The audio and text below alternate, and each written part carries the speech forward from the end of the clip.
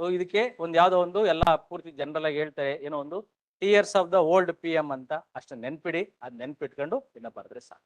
ಹೋಗ್ಬೋದ ಮುಂದಕ್ಕೆ. ಸೊ ಇದು ಈ ಪ್ರಶ್ನೆ ಯಾಕೆ ಕೇಳ್ತೇನೆ ಅಂದ್ರೆ, ಕಳೆದ 2 ಬಾರಿ ಏನು KS ಪೇಪರ್ ಬಂದಿದೆಯಲ್ಲ, ಎರಡರಲ್ಲೂ ಸಹ ಇದ್ರ ಬಗ್ಗೆ ಕೇಳಿದ್ದಾರೆ.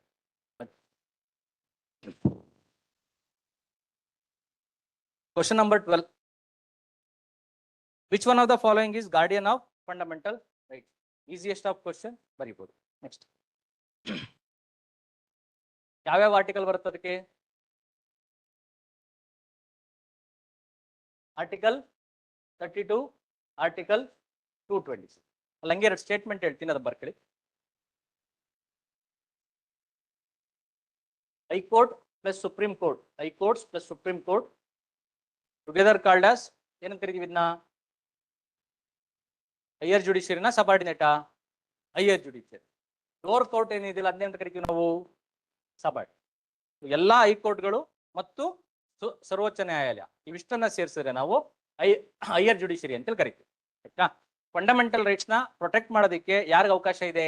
ಎಲ್ಲಾ ಕೋರ್ಟ್ಗಳಿಗಿದೆ. ಆದ್ರೆ ಕಾನ್ಸ್ಟಿಟ್ಯೂಷನ್ ಬರೆದಿರೋದು ಯಾರಿಗೆ? ಇವರಿಬ್ಬರಿಗೆ, ಹೈಯರ್ ಜುಡಿಷಿಯರಿಗೆ. ನೆಕ್ಸ್ಟ್, ಈಗ ಆರ್ಟಿಕಲ್ 226 ಅಲ್ಲಿ ನನ್ನ ಫಂಡಮೆಂಟಲ್ ರೈಟ್ಸ್ ವೈಲೇಟ್ ಆಗಿದೆ ಅಂತ ನಾನು ಹೈಕೋರ್ಟ್ಗೆ ಹೋದ್ರೆ ಹೈಕೋರ್ಟ್ ಇಮಿಡಿಯೇಟ್ ಅಕ್ಸೆಪ್ಟ್ ಮಾಡ್ಕೊಳ್ಳೇಬೇಕು ಅಂತೇಳಿ ಏನಾದ್ರು ಕಾನ್ಸ್ಟಿಟ್ಯೂಷನ್ ಬರ್ದಿದ್ಯಾ? ಇಲ್ಲ. ಎಲ್ಲಿ ಕಳಿಸ್ತಾರೆ ಅವ್ರನ್ನ? ಸುಪ್ರೀಂ ಕೋರ್ಟ್ಗೆ. ನೆಕ್ಸ್ಟ್ ಅವ್ರ ಸುಪ್ರೀಂ ಕೋರ್ಟ್ ಹೋಗಿದ್ದಾರೆ ಅಂತಂದ್ರೆ ಅಕ್ಸೆಪ್ಟ್ ಮಾಡ್ಕೊಳ್ಳೇಬೇಕು. ಆಯ್ತಾ? ಹಾಗಾಗಿ ನಮ್ಮ ಕಾನ್ಸ್ಟಿಟ್ಯೂಷನ್ ನ ಮೇಲಿಂದ ಕೆಳವರೆಗೂ ಎಡದಿಂದ ಬಲಕ್ಕೆ ನೀವು ಓದ್ಕೊಂತ ಹೋದ್ರೆ ಅಲ್ಲಿ 3 ಪದಗಳು ಬರ್ತವೆ. ಯಾವುದು ಅಂತಂದ್ರೆ, ಒಂದು ಪ್ರೊಟೆಕ್ಟರ್ ಅಂತ ಬರುತ್ತೆ. ಆ ಪ್ರೊಟೆಕ್ಟರ್ ಅನ್ನ ಪದಕ್ಕೆ ಏನಾರ ಬಂದ್ರೆ ಈ ಹೈಕೋರ್ಟು ಆಗುತ್ತೆ ಮತ್ತೆ ಸುಪ್ರೀಂ ಕೋರ್ಟು ಆಗುತ್ತೆ. ಇನ್ನೊಂದು ಯಾವ್ದಿದೆ ಅಂತಂದ್ರೆ ಗ್ಯಾರಂಟಿಯರ್ ಅಂತ ಇದೆ, ಗಾರ್ಡಿಯನ್ ಅಂತ ಇದೆ. ಸೊ ಆ ಗಾರ್ಡಿಯನ್ ಮತ್ತೆ ಗ್ಯಾರಂಟಿಯರ್ ಅಂತ ಪದ ಏನಾರ ಬಂದಿದೆ ಅಂತಂದ್ರೆ ಅದು ಯಾರಿಗೆ ಸಿಗುತ್ತದು? ಅಷ್ಟೇ ಬರ್ತದೆ sir. High court and supreme court are protectors, defenders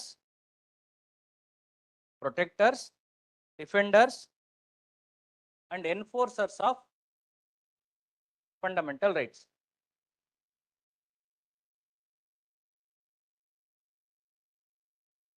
supreme court alone, supreme court ಮಾತ್ರ ಈ ಪದವನ್ನು ಕಾನ್ಸ್ಟಿಟ್ಯೂಷನ್ ಬಳಸಿದ್ದಾರೆ. ಹಾಗಾಗಿ ಅದಕ್ಕೆ ಪದ ಇರೋದು ಏನಂತಾರೆ? Guarantor of fundamental rights. ಗ್ಯಾರಂಟಿಯರ್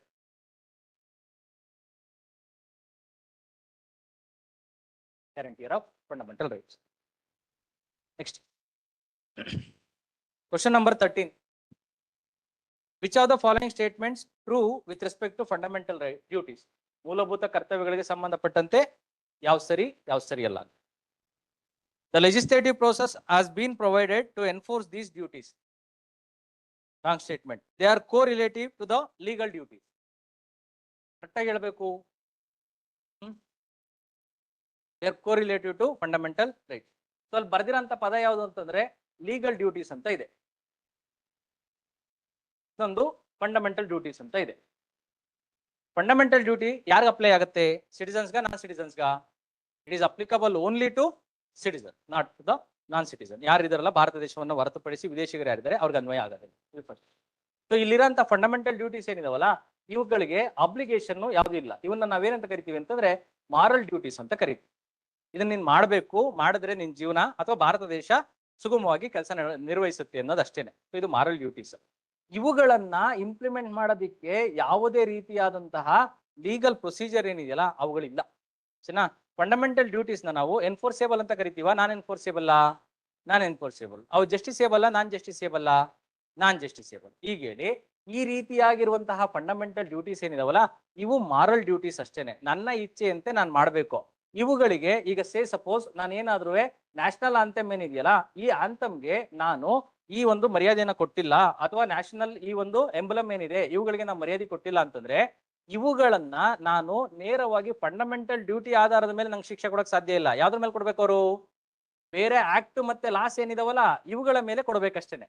so ಹಾಗಾಗಿ ನ್ಯಾಷನಲ್ ಆಂಥಮ್ನ, ನ್ಯಾಷನಲ್ ಎಂಬ್ಲಮ್ನ, ನ್ಯಾಷನಲ್ ಸಿಂಬಲ್ಸ್ ಏನಿದಾವಲ್ಲ ಅವುಗಳನ್ನ ಪ್ರೊಟೆಕ್ಟ್ ಮಾಡೋದಕ್ಕೆ ನಾವು ಸಪ್ರೇಟ್ ಲಾನ ಮಾಡಿದೀವಿ. ಓವರ್ ಆಲ್ ಫಂಡಮೆಂಟಲ್ ಡ್ಯೂಟೀಸ್ ನ ಪ್ರೊಟೆಕ್ಟ್ ಮಾಡೋದಕ್ಕೆ ಅವ್ರು ಲಾನ ಮಾಡಿದೀವಾ? ಇಲ್ಲ ತಾನೆ. ಅದನ್ನೇ ಕೊಟ್ಟಿರೋದು ಫಸ್ಟ್ ಸ್ಟೇಟ್ಮೆಂಟ್ ಅಲ್ಲಿ. There is no legal backup for the fundamental duties. So individual ಆಗಿ ಫಂಡಮೆಂಟಲ್ ಡ್ಯೂಟೀಸ್ಗೆ ಕೆಲವೊಂದಕ್ಕೆ ನಾವು ಲಾಗಳನ್ನ ಕೊಟ್ಟಿದೀವಿ. ಓವರ್ ಆಲ್ ಆಗಿ part 4A of the Indian constitution legal backup ಇಲ್ಲ ಆಯ್ತಾ ಅದು. ಸೊ ಅದ್ರ ಜೊತೆಗೆ ನೀವೇ ಹೇಳಿ, ನ್ಯಾಷನಲ್ ಆಂಥಮ್ ಏನಿದೆಯಲ್ಲ ಈ ನ್ಯಾಷನಲ್ ಆಂಥಮ್ ಇವತ್ತು ಏನು ನಾವು ರೆಸ್ಪೆಕ್ಟ್ ಮಾಡಬೇಕು ಅಂತ ಇದೆ. ಸರಿನಾ? ಅದ್ರ ಜೊತೆಗೆ ಈ ಒಂದು ಪದ ಬಳಸಿರೋದು ಏನು ಅಂತಂದ್ರೆ ವಿ ಶುಡ್ ನಾಟ್ ಡಿಸ್ರೆಸ್ಪೆಕ್ಟ್ ಅಂತ.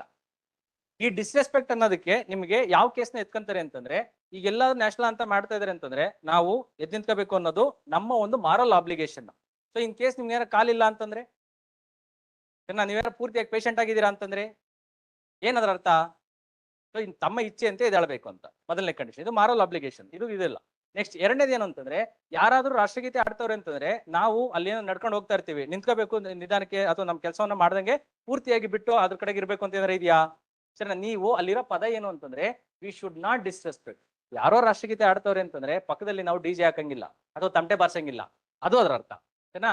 ಅದೇ ರೀತಿಯಾಗಿ ನಿಮಗೆ ಈ ಒಂದು ಯಾರಾದ್ರೂ ರಾಷ್ಟ್ರಗೀತೆ ಆಡ್ತವ್ರೆ ಅಂತಂದ್ರೆ ರಾಷ್ಟ್ರಗೀತೆಯನ್ನ ಆಡ್ದಲೇ ಇರೋದು ಸಹ ನಿಮ್ಗೆ ಅವಕಾಶ ಇದೆ. ನೀವು ಅವ್ರ ಜೊತೆಗೆ ಡಿಸ್ರೆಸ್ಪೆಕ್ಟ್ ಮಾಡ್ದಂಗೆ ಕೂತ್ಕೊಂಡಿದ್ರು ಸಾಕು. ಇದು ಒಂದು ಕೇರಳದಲ್ಲಿ ಕೇಸ್ ಇದೆ. ಅಲ್ಲಿರಂತಹ ಇಬ್ರು ಮಕ್ಳಿದ್ದು, ಆ ಮಕ್ಕಳಿಗೆ ಯಾವ್ದು ಬಂತು ಅಂತಂದ್ರೆ ಈ ರಾಷ್ಟ್ರಗೀತೆಯನ್ನ ಆಡ್ಬೇಕು ಅಂತ. ಅವ್ರ ರಿಲಿಜಿಯನ್ ಏನಿದೆಯಲ್ಲ ಆ ರಿಲಿಜಿಯನ್ ಅಲ್ಲಿ ಆ ದೇವತೆಯನ್ನ ಅಥವಾ ಅವರ ದೇವರುಗಳನ್ನ ಬಿಟ್ಟು ಬೇರೆ ಯಾರನ್ನೂ ಸಹ ಆಡಿ ಹೊಗಳುವಂತಿಲ್ಲ. ಅದು ಭೂಮಿ ಇರ್ಬೋದು, ಆಕಾಶ ಇರ್ಬೋದು, ಯಾವ್ದಾರು ಇರ್ಬೋದು. ಇಲ್ಲಿ ಭಾರತ ಮಾತೆಯನ್ನ ಅಥವಾ ಭಾರತೀಯರಿಗೆ ಸಂಬಂಧಪಟ್ಟಂತಹ ವಿಚಾರಗಳನ್ನ ನಾವು ಆಡಿ ಹೊಗಳ್ತೀವಿ ಸರ್, ನಾವು ಆಡಿ ಹೊಗಳಂಗಿಲ್ಲ ಅಥವಾ ಸಂಗೀತವೇ ನಮ್ಮ ಇದರಲ್ಲಿ ಇಲ್ಲ ಅಂತ. ಸೊ ಕೇರಳ ಕೋರ್ಟ್ ಏನಂತ ಹೇಳ್ತು ಅಂತಂದ್ರೆ, ಇವರು ಸೈಲೆಂಟ್ ಆಗಿ ಅಲ್ಲಿ ಕ್ಲಾಸ್ ರೂಮ್ ಅಲ್ಲಿ ನಿಂತ್ಕೊಳ್ಳೋದು ಸಹ ಅವ್ರಿಗೆ ಅವಕಾಶ ಇದೆ ಅಂತೇಳಿ. ಹಾಗಾಗಿ ನಿಮಗೆ ಇದನ್ನ ಆಡ್ಲೇಬೇಕು ಅಂತ ಏನಿಲ್ಲ, ನೀವು ಸೈಲೆಂಟ್ ಆಗಿದ್ರು ಸರಿ. ಸೊ ಏನ್ ಮಾಡಬಾರ್ದು, ರೆಸ್ಪೆಕ್ಟ್ ಮಾಡಿದ್ರು ಬಿಟ್ರು ಪರವಾಗಿಲ್ಲ, ಅದೇನ್ ಮಾಡಬಾರ್ದು, ಡಿಸ್ರೆಸ್ಪೆಕ್ಟ್ ಮಾಡಬಾರ್ದು. ಇದು ಅರ್ಥ ಆಯ್ತಾ? ಈಗ ರಾಷ್ಟ್ರಗೀತೆ ಆಡ್ತಾ ಇರ್ತೀರಾ, ಪಕ್ಕದಲ್ಲಿ ರಾಷ್ಟ್ರ ಪ್ರಾಣಿ ಬಂದ್ರೆ ಏನ್ ಮಾಡೋದು? ಯಾವ್ದು ರಾಷ್ಟ್ರೀಯ ಪ್ರಾಣಿ? ನಾನು ಮರ್ಯಾದೆಯನ್ನ ಕೊಡ್ತಿದ್ದೇನೆ ಸರ್ ರಾಷ್ಟ್ರಗೀತೆಗೆ ಅಂತಂದ್ರೆ ಏನಾಗುತ್ತೆ? ಅದಕ್ಕೆ ಏನ್ ಗೊತ್ತಿದೆ ರಾಷ್ಟ್ರಗೀತೆ ಯಾವುದು ಅಥವಾ ಇನ್ನೊಂದು ರಾಷ್ಟ್ರೀಯ ಗೀತೆ ಯಾವುದು ಅಂತ ಹೇಳ್ಬಿಟ್ಟು ಅಂತ. ಒಂದೇ ಮಾತರಮ್ಮೂ ಗೊತ್ತಿಲ್ಲ, ಯಾವ್ದು ಗೊತ್ತಿಲ್ಲ, ಅದಕ್ಕೆ ಗೊತ್ತಿರೋದು ಒಂದೇ. ಹೋಗ್ಬೋದಾ? So they are not correlative to legal duty. ನೆನಪಿರ್ಲಿ, ಲೀಗಲ್ ಡ್ಯೂಟೀಸ್ ಅಂತಂದ್ರೆ which will have legal backup ಅಂತ. ಇದಕ್ಕೊಂದು ಪ್ರಾಪರ್ ಲಾ ಇರುತ್ತೆ. ನೀವು ಅದನ್ನ ಕೆಲಸ ಮಾಡಿಲ್ಲ ಅಂತಂದ್ರೆ ನಿಮಗೆ ಪನಿಷ್ಮೆಂಟ್ ಆಗುತ್ತೆ. ನಿಮಗೆ ನೀವೇನ್ ಟ್ಯಾಕ್ಸ್ ಅನ್ನ ಕಟ್ತಿರಲ್ಲ, this will be ruled by IT act, income tax act. ಕರೆಕ್ಟಾ? ಹಾಗೇನೆ ನೀವು ಇಲ್ಲಿ ಈ ಜಾಗದಲ್ಲಿ ಎಲ್ಲಾರು ಹೋಗ್ತಾ ಇರ್ತೀರಾ, ಈ ಜಾಗದಲ್ಲಿ ಪೊಲೀಸ್ ಏನಿರಲ್ಲ, ಈ ಸಿಗ್ನಲ್ ಅಲ್ಲಿ ಪೊಲೀಸ್ ಇಲ್ಲ ಅಂತಂದ್ರೆ ನೀವೇನ್ ಮಾಡ್ತೀರಾ? ಹೆಲ್ಮೆಟ್ ಇಲ್ದಂಗೆ ಟ್ರಿಪ್ಸ್ ರೈಡಿಂಗ್ ಏನೇನ್ ಬೇಕು ಎಲ್ಲದನ್ನು ಅನ್ಸುತ್ತೆ, ಆಯ್ತಾ? ಅದೇ ಪೊಲೀಸ್ ಇದಾರೆ ಅಂತಂದ್ರೆ ಮಾಡಕ್ ಸಾಧ್ಯ ಇಲ್ಲ. ಇಲ್ಲಿ ಈ ಒಂದು ಲಾ ಯಾವ್ದಿದೆ ಇವರಿಗೆ? ಮೋಟಾರ್ ವೆಹಿಕಲ್ ಆಕ್ಟ್ ಇದೆ. ಸೊ ಈ ಮೋಟಾರ್ ವೆಹಿಕಲ್ ಆಕ್ಟ್ ಇರೋದ್ರಿಂದ ನಿಮ್ಗೆ ಅದು ಲೀಗಲ್ ಡ್ಯೂಟಿ. ಅದೇ ರೀತಿಯಾಗಿ ನಾವು ಬಸ್ತಿನಲ್ಲಿ ಹೋಗ್ಬೇಕಾದ್ರೆ ಅಡ್ಡದಿಡ್ಡಿ ರೈಟ್ ಸೈಡ್ ಅಲ್ಲಿ ಹೋಗ್ಬೋದಾ? ಕೆಲವು ಸಲ ನೀವೇ ಹೋಗ್ತೀರಾ, ನಾನು ಹೋಗಿದ್ದೀನಿ, ಸರಿನಾ? ಸೊ ಈ ರೀತಿಯಾಗಿ ರೈಟ್ ಸೈಡ್ ಅಲ್ಲಿ ಹೋಗೋಂಥದ್ದು ತಪ್ಪು. ಬರೀ ಲೆಫ್ಟ್ ಸೈಡ್ ಅಲ್ಲಿ ಮಾತ್ರ ಹೋಗ್ಬೇಕು ನಾವು ಅನ್ನೋದೇನಿದೆಯಲ್ಲ, ಅದು ಯಾವ ಡ್ಯೂಟಿ ಆಗುತ್ತೆ? ಫಂಡಮೆಂಟಲ್ ಡ್ಯೂಟಿ ಆಗುತ್ತಾ, ಲೀಗಲ್ ಡ್ಯೂಟಿ ಆಗುತ್ತಾ? ಲೀಗಲ್. ನಾವು ವೋಟ್ ಮಾಡೋದು ಎಲ್ಲವೂ ಯಾವ್ದ್ರಿಂದ ಬಂದಿರೋದು? ನಮಗೆ ಲೀಗಲ್ ಡ್ಯೂಟಿ. ಫಂಡಮೆಂಟಲ್ ಡ್ಯೂಟಿ ನಾವು ಇದೆ ಅಂತ. So anything which will have legal backup and if you are not going to follow them, then you will be punished. Then they are called as legal duty. ಕಾನೂನಾತ್ಮಕವಾದ ಕಾನೂನುಬದ್ಧವಾದಂತಹ ಕರ್ತವ್ಯಗಳು ಇವು moral duty. So ಇದೆಲ್ಲ ಯಾರಿಗೆ ಸಂಬಂಧಪಟ್ಟಿರೋದು? ನನ್ನ ಇಚ್ಛೆ ಅಂತೆ. So ನನಗೆ ಇಷ್ಟಪಟ್ಟಿರೋದನ್ನ ನಾನು ಪರಿಪಾಲಿಸ್ತೀನಿ, ಇಲ್ಲ ಅಂತಾರೆ ನಾನು ಸುಮ್ಮನೆ. Next, both 1 and 2 are incorrect, neither one not. Which are correct statements regarding the Constitutional Amendment Act? First statement is correct, second statement is correct, third statement is wrong, fourth statement is wrong. ಎಲ್ಲ already ಇದೊಂದು ಹಳೆ cassette. ಮೇಲಿಂದ ಕೆಳಗಡೆ ನಾವು ಓದಿರೋಂಥ 200-300 question paper ಅಲ್ಲಿ ಹೆಚ್ಚು ಕಡಿಮೆ ಒಂದು 30ರಿಂದ 40 ಸರಿ ಬಂದಿದೆ. ಇಲ್ಲ ಎ ಸೈಡು, ಇಲ್ಲ ಬಿ ಸೈಡು, ಇಲ್ಲ ಹಿಂಗೆ ಉಲ್ಟಾನಾರು ಬರ್ತಾರೆ, ಇಲ್ಲ ಹಿಂಗಾರು ಬರ್ತಾರೆ. ಎಲ್ಲಿಂದ ಬಂದ್ರು 86th ಅಮೆಂಡ್ಮೆಂಟ್ಗೆ ಬಂದಿರ್ತಾರೆ. ಸೊ 86th ಅಮೆಂಡ್ಮೆಂಟ್ ಅಲ್ಲಿ ಫಂಡಮೆಂಟಲ್ ರೈಟ್ಸ್ ಅಲ್ಲಿ ಏನ್ ಚೇಂಜ್ ಆಗಿದೆ, DPSP ನಲ್ಲಿ ಏನ್ ಚೇಂಜ್ ಆಗಿದೆ, ಫಂಡಮೆಂಟಲ್ ಡ್ಯೂಟೀಸ್ ಅಲ್ಲಿ ಏನ್ ಚೇಂಜ್ ಆಗಿದೆ, ಇವು ಮೂರನ್ನು ಸಹ ನೋಡಿಕೊಳ್ಳಿ.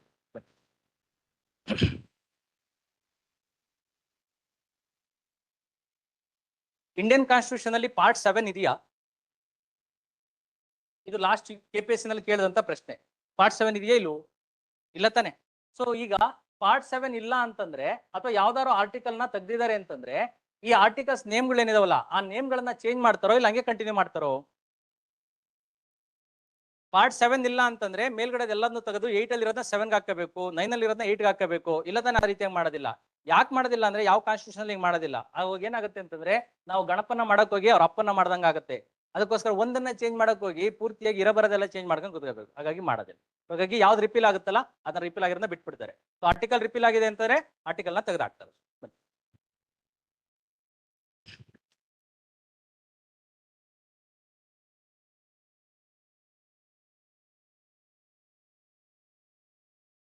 ಎನ್ವಿರಾನ್ಮೆಂಟಲ್ ಪ್ರೊಟೆಕ್ಷನ್ ಆಕ್ಟ್ ಇದೆಯಲ್ಲ, EPA, ಈ EPA 1986 ಇದೆಯಲ್ಲ, ಇದು ಲೀಗಲ್ ಡ್ಯೂಟಿನಾ ಇಲ್ಲ ಅಂತಂದ್ರೆ ನಮಗೆ ಫಂಡಮೆಂಟಲ್ ಡ್ಯೂಟಿನಾ?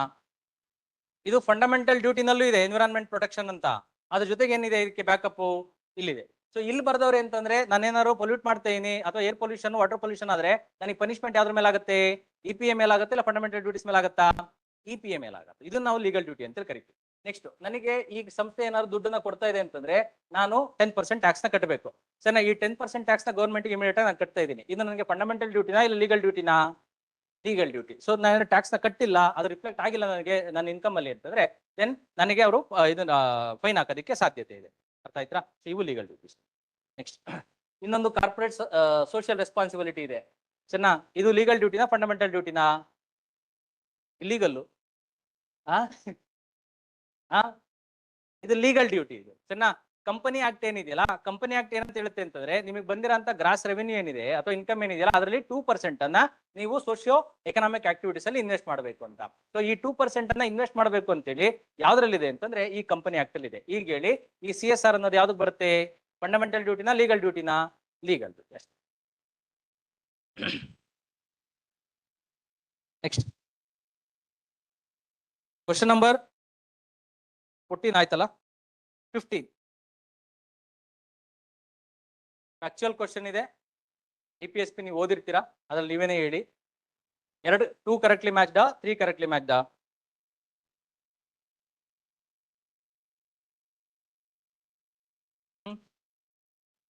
ತ್ರೀನಾ?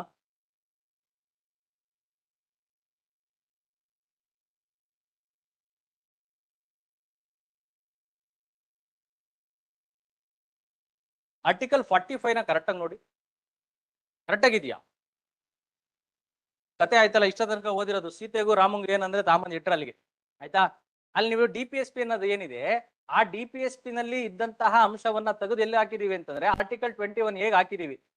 ಸೊ ನಮಗೆ ಸ್ಟಾರ್ಟಿಂಗ್ ಅಲ್ಲಿ BN ರಾವ್ ಅವರು ಹೇಳೋಂಥದ್ದು 2 ರೀತಿಯಾದಂತಹ ಫಂಡಮೆಂಟಲ್ ರೈಟ್ಸ್ ನ ಕೊಡ್ತೀನಿ ನಾನು. ಆ ರೈಟ್ಸ್ ಅಲ್ಲಿ ಇಮಿಡಿಯೇಟ್ ಆಗಿ ಇಂಪ್ಲಿಮೆಂಟ್ ಆಗಂತವ್ ಯಾವುವು ಅಂತಂದ್ರೆ 1950 ಜನವರಿ 26 ಅಲ್ಲಿ ಅವನ್ನ ಫಂಡಮೆಂಟಲ್ ರೈಟ್ಸ್ ಅಂತ ಕರಿತೀನಿ. ನನಗೆ ಇಂಡಿಯಾದಲ್ಲಿ ದುಡ್ಡು ಬಂದಾದ್ಮೇಲೆ ಅಥವಾ ನಾವು ಶಕ್ತರಾದ ಮೇಲೆ ಇಂಪ್ಲಿಮೆಂಟ್ ಮಾಡೋದನ್ನ ಅಂತಹ ರೈಟ್ಸ್ ಗಳನ್ನ ನಾನು ಏನ್ ಕರಿತೀನಿ ಅಂದ್ರೆ DPSP ಅಂತೇಳಿ ಕರಿತೀನಿ ಅಂತ ಹೇಳಿದ್ರು. ಸೊ ಆ ರೀತಿಯಾಗಿ 2 ಡಿವಿಷನ್ ಆಯ್ತು. ಸೊ ಇದು ಸಹ ರೈಟ್ಸೇ, ಇದು ಸಹ ರೈಟ್ಸೇ. ಇವು ಯಾವ್ದು ಇಂಪ್ಲಿಮೆಂಟ್ ಆಗಿದಾವೆ? ಇಮಿಡಿಯೇಟ್ ಆಗಿ ಇಂಪ್ಲಿಮೆಂಟ್ ಆಗಿದಾವೆ. Fundamental rights part 3. ಪಾರ್ಟ್ 4 ಏನಿದೆಯಲ್ಲ ಅದು ಯಾವಾಗ ಇಂಪ್ಲಿಮೆಂಟ್ ಆಗ್ತಾ ಇದೆ? ದುಡ್ಡು ಬಂದಂಗೆ ಅದು ಎಲ್ಲಿಗೆ? ರಾಜಕಾರಣಿಗಳಿಗೆ ದುಡ್ಡು ಬಂದಂಗೆ ಅವು ಇಂಪ್ಲಿಮೆಂಟ್ ಆಗ್ತಾ ಇದಾವೆ. ಅವನ್ನ ನಾವು DPSP ಅಂತೇಳಿ ಕರಿತೀವಿ. ಕರೆಕ್ಟಾ? ಸೊ ಇಲ್ಲಿ ನಮಗೆ ಫಸ್ಟ್ ಎಜುಕೇಶನ್ ಅನ್ನೋದು ಎಲ್ಲಿತ್ತು? ಕಂಪಲ್ಸರಿ ಎಜುಕೇಶನ್ DPSP ನಲ್ಲಿ ಇತ್ತು. ಸೊ ಈಗ ಅದನ್ನ ಎಲ್ಲಿಗೆ ತಗೊಂಡಿದೀವಿ? ಸೊ ಸಣ್ಣ DPSP ಅನ್ನೋದು ಜಸ್ಟಿಸೇಬಲ್ ನಾನ್ ಜಸ್ಟಿಸೇಬಲ್? ಸೊ ಎನ್ಫೋರ್ಸೇಬಲ್ ನಾನ್ ಎನ್ಫೋರ್ಸೇಬಲ್? ಸಣ್ಣ ಈಗ ಫಂಡಮೆಂಟಲ್ ರೈಟ್ಸ್ ಬಂದಿದೆ. ಆರ್ಟಿಕಲ್ 21 ಅಂದ್ರೆ ಏನಾಗುತ್ತೆ? ಈಗ ನಿಮಗೆ ಕಾನ್ಸ್ಟಿಟ್ಯೂಷನ್ ಓದಿರ್ತೀರಾ, ಇಲ್ಲೆಲ್ಲ ಹೋಟೆಲ್ಗೆ ಹೋಗಿರ್ತೀರಾ, ಯಾರಾದ್ರೂ ಒಬ್ಬ ಚಿಕ್ಕ ಹುಡುಗ ಏನಾರ ಟೀ ಸಪ್ಲೈ ಮಾಡಕ್ ಬಂದಾನೆ ಅಂದ್ರೆ ಫಸ್ಟ್ ಏನ್ ಮಾಡ್ತೀರಾ ನೀವು? ಏಜ್ ಎಷ್ಟು ಹೇಳಿ ನಿಂದು ಅಂತ ಕೇಳ್ತೀರಾ ತಾನೆ? ಸೊ ಅದು ಯಾವ್ದ್ರ ಆಧಾರದ ಮೇಲೆ ಕೇಳ್ತಿದ್ದೀರಾ ನೀವು? 21A ಮೇಲೆ ಕೇಳ್ತಾ ಇದೀರಾ. ಅವನೇನಾದ್ರು ಕಡಿಮೆ ಇದ್ದಾನೆ ಅಂತ ಏನ್ ಮಾಡ್ತೀರಾ? ಬಾ ನಿನ್ನ ಶಾಲೆಗೆ ನಾನು ಕರೆದುಕೊಂಡು ಹೋಗುತ್ತೇನೆ ಅಂತ ಹೇಳಿ ಬಿಟ್ಬಿಟ್ಟು ಬರ್ತೀರಾ. ಕರೆಕ್ಟಾ? ಇದು ಯಾಕೆ ಅಂದ್ರೆ ಇವು ಲೀಗಲಿ ಎನ್ಫೋರ್ಸಿಬಲ್. ಇಲ್ಲಿದ್ರೆ ನಾಟ್ ಲೀಗಲಿ ಎನ್ಫೋರ್ಸಿಬಲ್. ಯಾವುದು ಅಂತಂದ್ರೆ ಈ ಒಂದು DPSP ನಲ್ಲಿ. ಏನಾರ ಡೌಟ್ ಇದೆಯಾ? ನೆಕ್ಸ್ಟ್, ಈ ಒಂದು ಯೂನಿಫಾರ್ಮ್ ಸಿವಿಲ್ ಕೋಡ್ ಅನ್ನೋದೇನಿದೆಯಲ್ಲ ಇದೆಲ್ಲಿದೆ? ಸರಿನಾ? ಅದು ಯಾವ್ದ್ರಲ್ಲಿ ಇರೋದು? DPSP ನಲ್ಲಿ ಇರೋದು. ಸೊ DPSP ನಲ್ಲಿ ಇರೋದು ಅದನ್ನ ಎನ್ಫೋರ್ಸ್ ಮಾಡೋದಕ್ಕೆ ಸಪರೇಟ್ ಆಗಿ ಲಾಗಳನ್ನ ಮಾಡಬೇಕು. ಅದನ್ನ ನಾವೇನಾದ್ರು ಫಂಡಮೆಂಟಲ್ ರೈಟ್ಸ್ ಅಥವಾ ಬೇರೆ ಯಾವ್ದು ಕರ್ಕೊಂಡ್ರೆ ಅದಕ್ಕೆ ಲೀಗಲ್ ಬ್ಯಾಕಪ್ ಬಂದ್ಬಿಡುತ್ತೆ. ಸೊ ಈಗ ಇಲ್ಲಿರೋಂಥದ್ದು. ಸೊ ಇಂಡಿಯಾ ಅವತ್ತಿನ ದಿವಸಕ್ಕೇನೆ ಯಾವತ್ತು ಅಂದ್ರೆ 1947 ನಲ್ಲಿ ಪಾರ್ಟಿಷನ್ ಆದಾಗ ಅಂತಹ ಒಂದು ಕಮ್ಯುನಲ್ ರೈಟ್ಸ್ ಆಯ್ತು. ಅಷ್ಟು ಆ ಮಟ್ಟಕ್ಕೆ ಗಲಾಟೆ ಆಯ್ತು. ಈ UCC ಏನಾದ್ರು ಅವತ್ತು ಇಂಪ್ಲಿಮೆಂಟ್ ಮಾಡಿದ್ರೆ ಕತೆ ಏನು? ಮತ್ತೆ ಹತ್ತಿ ಉರಿತಾ ಇತ್ತು. ಅದಕ್ಕೋಸ್ಕರನೇ ಯಾವ ವಿಚಾರಗಳು ಜಾಸ್ತಿ ರಿಸ್ಕ್ ಇದೆಯೋ ಅಂತಹ ರಿಸ್ಕ್ ಇರೋನ್ನೆಲ್ಲ ಎಲ್ಲಿ ತಂದಿಟ್ಟವ್ರೆ ಅಂದ್ರೆ DPSP ಇಟ್ಟಿದ್ದಾರೆ. ಆಯ್ತಾ? ಹಾಗೇನೆ ಎಲ್ಲದಕ್ಕಿಂತ ರಿಸ್ಕ್ ಜಾಸ್ತಿ ಇರೋದು ಯಾವುದು? ಇಂಟಾಕ್ಸಿಕೇಟಿಂಗ್ ಡ್ರಗ್ಸ್ ಅಂಡ್ ಆಲ್ಕೋಹಾಲ್ ಅಂತ. ಸರ್ ಅದ್ ಎಲ್ಲಿ ತಗೊಂಡಿಟ್ಟವ್ರೆ? DPSP ನಲ್ಲಿ ಇಟ್ಟಿದ್ದಾರೆ. ಸೊ ಅದನ್ನೇನಾರ ಮುಟ್ಬಿಟ್ಟಿದ್ದೀರಿ ಅಲ್ಲೋಲ ಕಲ್ಲೋಲ ಆಗ್ಬಿಡೋದು. ಭಾರತ ಪೂರ್ತಿಯಾಗಿ ಹರಿದು ಹಂಚಿ ಹೋಗ್ಬಿಡೋದು. ಅದಕ್ಕೋಸ್ಕರ ಅದನ್ನ ಇಲ್ಲಿ ಇಟ್ಕೊಂಡು ನಿಧಾನಕ್ಕೆ ಒಬ್ಬೊಬ್ಬರೇ ಅದನ್ನ ಈಚೆಗೆ ತರ್ತಾ ಇದ್ದಾರೆ. ಡೌಟ್ ಇದೆಯಾ? ಗೊತ್ತಾಯ್ತಾ? ಯಾವ್ದು ಇಂಪ್ಲಿಮೆಂಟ್ ಆಗ್ಬೇಕಿತ್ತು ಅದನ್ನ ಇಮಿಡಿಯೇಟ್ ಆಗಿ ಪಾರ್ಟ್ 3 ಹಾಕಿದ್ರು. ಯಾವ್ದು ಇವಾಗ ಇಮಿಡಿಯೇಟ್ ಆಗಿ ಬೇಡ ಅದನ್ನೆಲ್ಲ ಇಟ್ಟಿದ್ದಾರೆ? DPSP ನಲ್ಲಿ ಇಟ್ಕೊಂಡಿದ್ದಾರೆ. ಈಗ ಹೇಳಿ, ಆ ಸೆಕೆಂಡ್ ಸ್ಟೇಟ್ಮೆಂಟ್ ಏನಿದೆಯಲ್ಲ ಅದು ಮೂಲದಲ್ಲಿದ್ದಂತಹ ಸ್ಟೇಟ್ಮೆಂಟ್. ಈಗ ಅದನ್ನ ತೆಗೆದು ಹಾಕಿದ್ದಾರೆ. ಅಂತ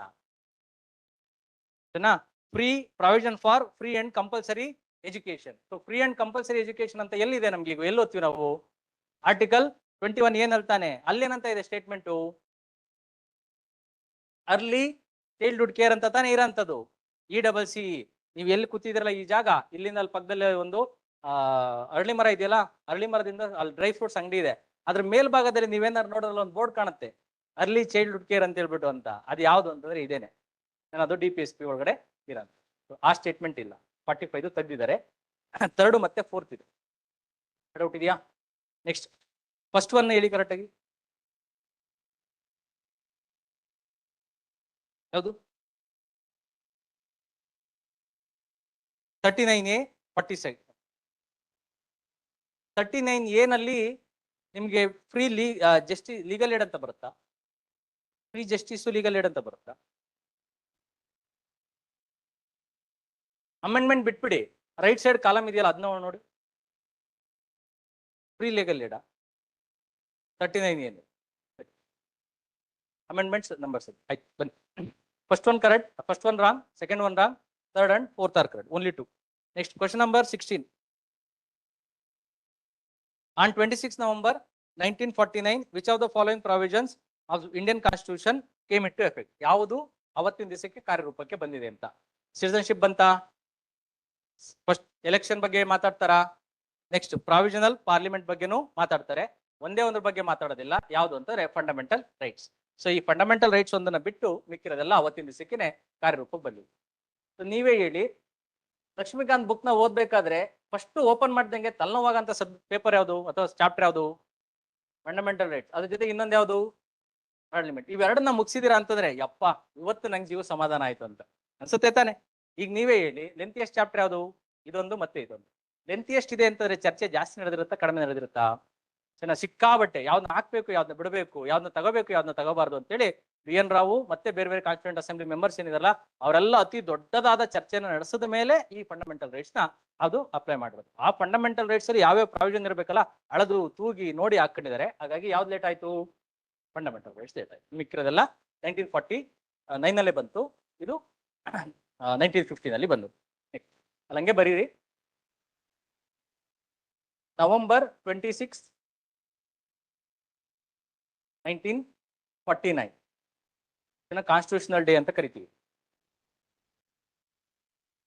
January 26, 1950 ಇದನ್ನ ರಿಪಬ್ಲಿಕ್ ಡೇ ಅಂತ ಕರಿತೀವಿ. ಎರಡು ಡಿಫ್ರೆಂಟ್ ಡೇಸ್. ಅಲ್ಲಿ ಬಳಸಿರೋಂಥ ಪದಗಳದ್ದು ಕರೆಕ್ಟಾಗಿ ನೆನಪಿರ್ಲಿ. ಅವ್ರು ಏನಾದರೂ ಕಾನ್ಸ್ಟಿಟ್ಯೂಷನ್ ಅಡಾಪ್ಟೆಡ್ ಅಂತಂದ್ರೆ ಯಾವ ದಿನ ಬರಬೇಕು? November 26. ಇದನ್ನ ಕೇಮ್ ಇಂಟು ಫೋರ್ಸ್ ಅಂದ್ರೆ ಯಾವ್ದು ಬರಬೇಕು? ಎನ್ಫೋರ್ಸ್ಡ್ ಅಂದ್ರೆ ಯಾವ್ದು ಬರಬೇಕು? ಫುಲ್ ಫೋರ್ಸು ಅಕ್ಕಿ ನಂಗೆ ನುಗ್ಗಿಬಿಡ್ತು ಅಂದ್ರೆ ಯಾವ್ದು ಬರಬೇಕು? January 26, 1950 ಇದು ಅಡಾಪ್ಟೆಡ್. ಅದ್ರ ಕೆಳಗಡೆ ಹಂಗೆ ಬರೀರಿ, ಎನಾಕ್ಟೆಡ್, ಅಡಾಪ್ಟೆಡ್, ಎನಾಕ್ಟೆಡ್, ಅಕ್ಸೆಪ್ಟೆಡ್. 3 ಪದಗಳು ಇದಕ್ಕೆ ಅನ್ವಯ ಆಗುತ್ತೆ. ಸೊ ಇಂಡಿಯಾನ ರಿಪಬ್ಲಿಕ್ ಅಂತ ಈ ದಿನದಲ್ಲಿ ಕರಿತೀವ ಅಲ್ಲ ಈ ದಿನದಲ್ಲಿ ಕರಿತೀವ? ಸೊ January 26 ಇದು ರಿಪಬ್ಲಿಕ್ ಆಗಿದೆ ಅಂತಂದ್ರೆ ಇದಕ್ಕೆ ಇಂಡಿಪೆಂಡೆಂಟ್ ಆಗಿರಂತಹ ಒಂದು ಅಥಾರಿಟಿ ಸಿಕ್ತು ಅಂತ. ಅಲ್ಲಿವರೆಗುನುವೆ January 26, 1950 ನಮ್ಮ ಪ್ರೆಸಿಡೆಂಟ್ ಎಲೆಕ್ಟ್ ಮಾಡೋವರೆಗುನುವೆ ನಮ್ಮ ಕಾನ್ಸ್ಟಿಟ್ಯೂಷನ್ ನ ಫುಲ್ ಫೋರ್ಸ್ ಅಡಾಪ್ಟ್ ಮಾಡ್ಕೊಳ್ಳೋವರೆಗುನುವೆ ಅಥವಾ ಫುಲ್ ಫೋರ್ಸ್ ಬರೋದಕ್ಕಿಂತ ಮುಂಚೆ ಈ ಸ್ಟೇಟ್ ಅನ್ನ ಅಂತ ಕರಿತೀವಿ ನಾವು? ಡೊಮಿನಿಯನ್ ಸ್ಟೇಟಸ್ ಅಂತ ಕರಿತೀವಿ. ಓಕೆನಾ? ಡೊಮಿನಿಯನ್ ಅಂತಂದ್ರೆ ಇಷ್ಟೇ ಅರ್ಥ. ನಿಮಗೆ ಇಲ್ಲಿ ಡಾಮಿನೋಸ್ ಪಿಜ್ಜಾ ಅವೆಲ್ಲ ಇದಾವಲ್ಲ ಅದರದಲ್ಲ. ಡೊಮಿನಿಯನ್ ಅಂತಂದ್ರೆ ಯಾವುದಾದ್ರೂ ಒಂದು ಮನೆಯಲ್ಲಿ ಇದೀರಾ ಅಂತಂದ್ರೆ ಈ ಮನೆಯ ಒಳಗಡೆ ನಿಮ್ಗೆ ಅಧಿಕಾರ ಇದೆ. ಯಾವ್ದಕ್ಕೆ ಅಂತಂದ್ರೆ ಈ ಗೋಡೆನಲ್ಲಿ ಮಳೆ ಹೊಡಿಬಹುದು, ಇಲ್ಲಿರೋ ಮಂಚನ ತೆಗೆದು ಬೇರೆ ಕಡೆಗೆ ಹಾಕ್ಬೋದು, ಕಿಚನ್ ಇಲ್ಲಿದ್ರೆ ಅಥವಾ ವಾಶ್ರೂಮ್ ಇಲ್ಲಿದ್ರೆ ಅವುಗಳನ್ನ ಚೇಂಜ್ ಮಾಡ್ಕೋಬಹುದು. ಇಡೀ ಓನರ್ಶಿಪ್ ರೈಟ್ಸ್ ನೀವು ಯಾವುದೇ ಕಾರಣಕ್ಕೂ ಚೇಂಜ್ ಮಾಡಕ್ ಸಾಧ್ಯ ಇಲ್ಲ. ಓನರ್ಶಿಪ್ ಯಾರ ಹತ್ರ ಇರುತ್ತೆ? ಚೆನ್ನ ಈಗ ಭಾರತ ದೇಶದ ಓನರ್ಶಿಪ್ ಯಾರ ಹತ್ರ ಇತ್ತು? ಬ್ರಿಟಿಷ್ ಕ್ರೌನ್ ಹತ್ರ ಇತ್ತು. ಸೊ 1950 January 26 ಆದ್ಮೇಲೆ ಓನರ್ಶಿಪ್ ಸಾವರ್ನಿಟಿ ಯಾರಿಗೆ ಬರುತ್ತೆ? ಇಂಡಿಯಾಗೆ ಬರುತ್ತೆ. ಹಾಗಾಗಿ ಅದನ್ನೇನಂತ ಕರಿಬೇಕಾಗುತ್ತೆ? ರಿಪಬ್ಲಿಕ್. ಅಲ್ಲಿವರೆಗೂ ಏನಿದೆ ಅದು? ಡೊಮಿನಿಯನ್. ಸಣ್ಣ ಇದು ಇಂಡಿಪೆಂಡೆಂಟ್ ಇಂಡಿಯಾ. ಇದು ಇಂಡಿಪೆಂಡೆಂಟ್ ಇಂಡಿಯಾನೇ, ಆದ್ರೆ ಓನರ್ಶಿಪ್ ಯಾರ ಹತ್ರ ಇತ್ತು? ಸಣ್ಣ ಇಲ್ಲಿ ರಾಜಗೋಪಾಲಾಚಾರಿ ಅವರು ಗವರ್ನರ್ ಜನರಲ್ ಅಥವಾ ಪ್ರೆಸಿಡೆಂಟ್ ಆಗಿ ಕೆಲಸವನ್ನ ಮಾಡ್ತಾ ಇದ್ರು. ಅವ್ರನ್ನ ಅಪಾಯಿಂಟ್ ಮಾಡಿದ್ದ ಯಾರು? British parliament, British crown appoint ಮಾಡಿದ್ದು. ಇಲ್ಲಿ ಈ ಜಾಗದಲ್ಲಿ ಪ್ರೆಸಿಡೆಂಟ್ ಬರ್ತಲ್ಲ, ಇವರು ರಾಜೇಂದ್ರ ಪ್ರಸಾದ್ ಅವ್ರನ್ನ ಯಾರು ಎಲೆಕ್ಟ್ ಮಾಡಿದ್ದು?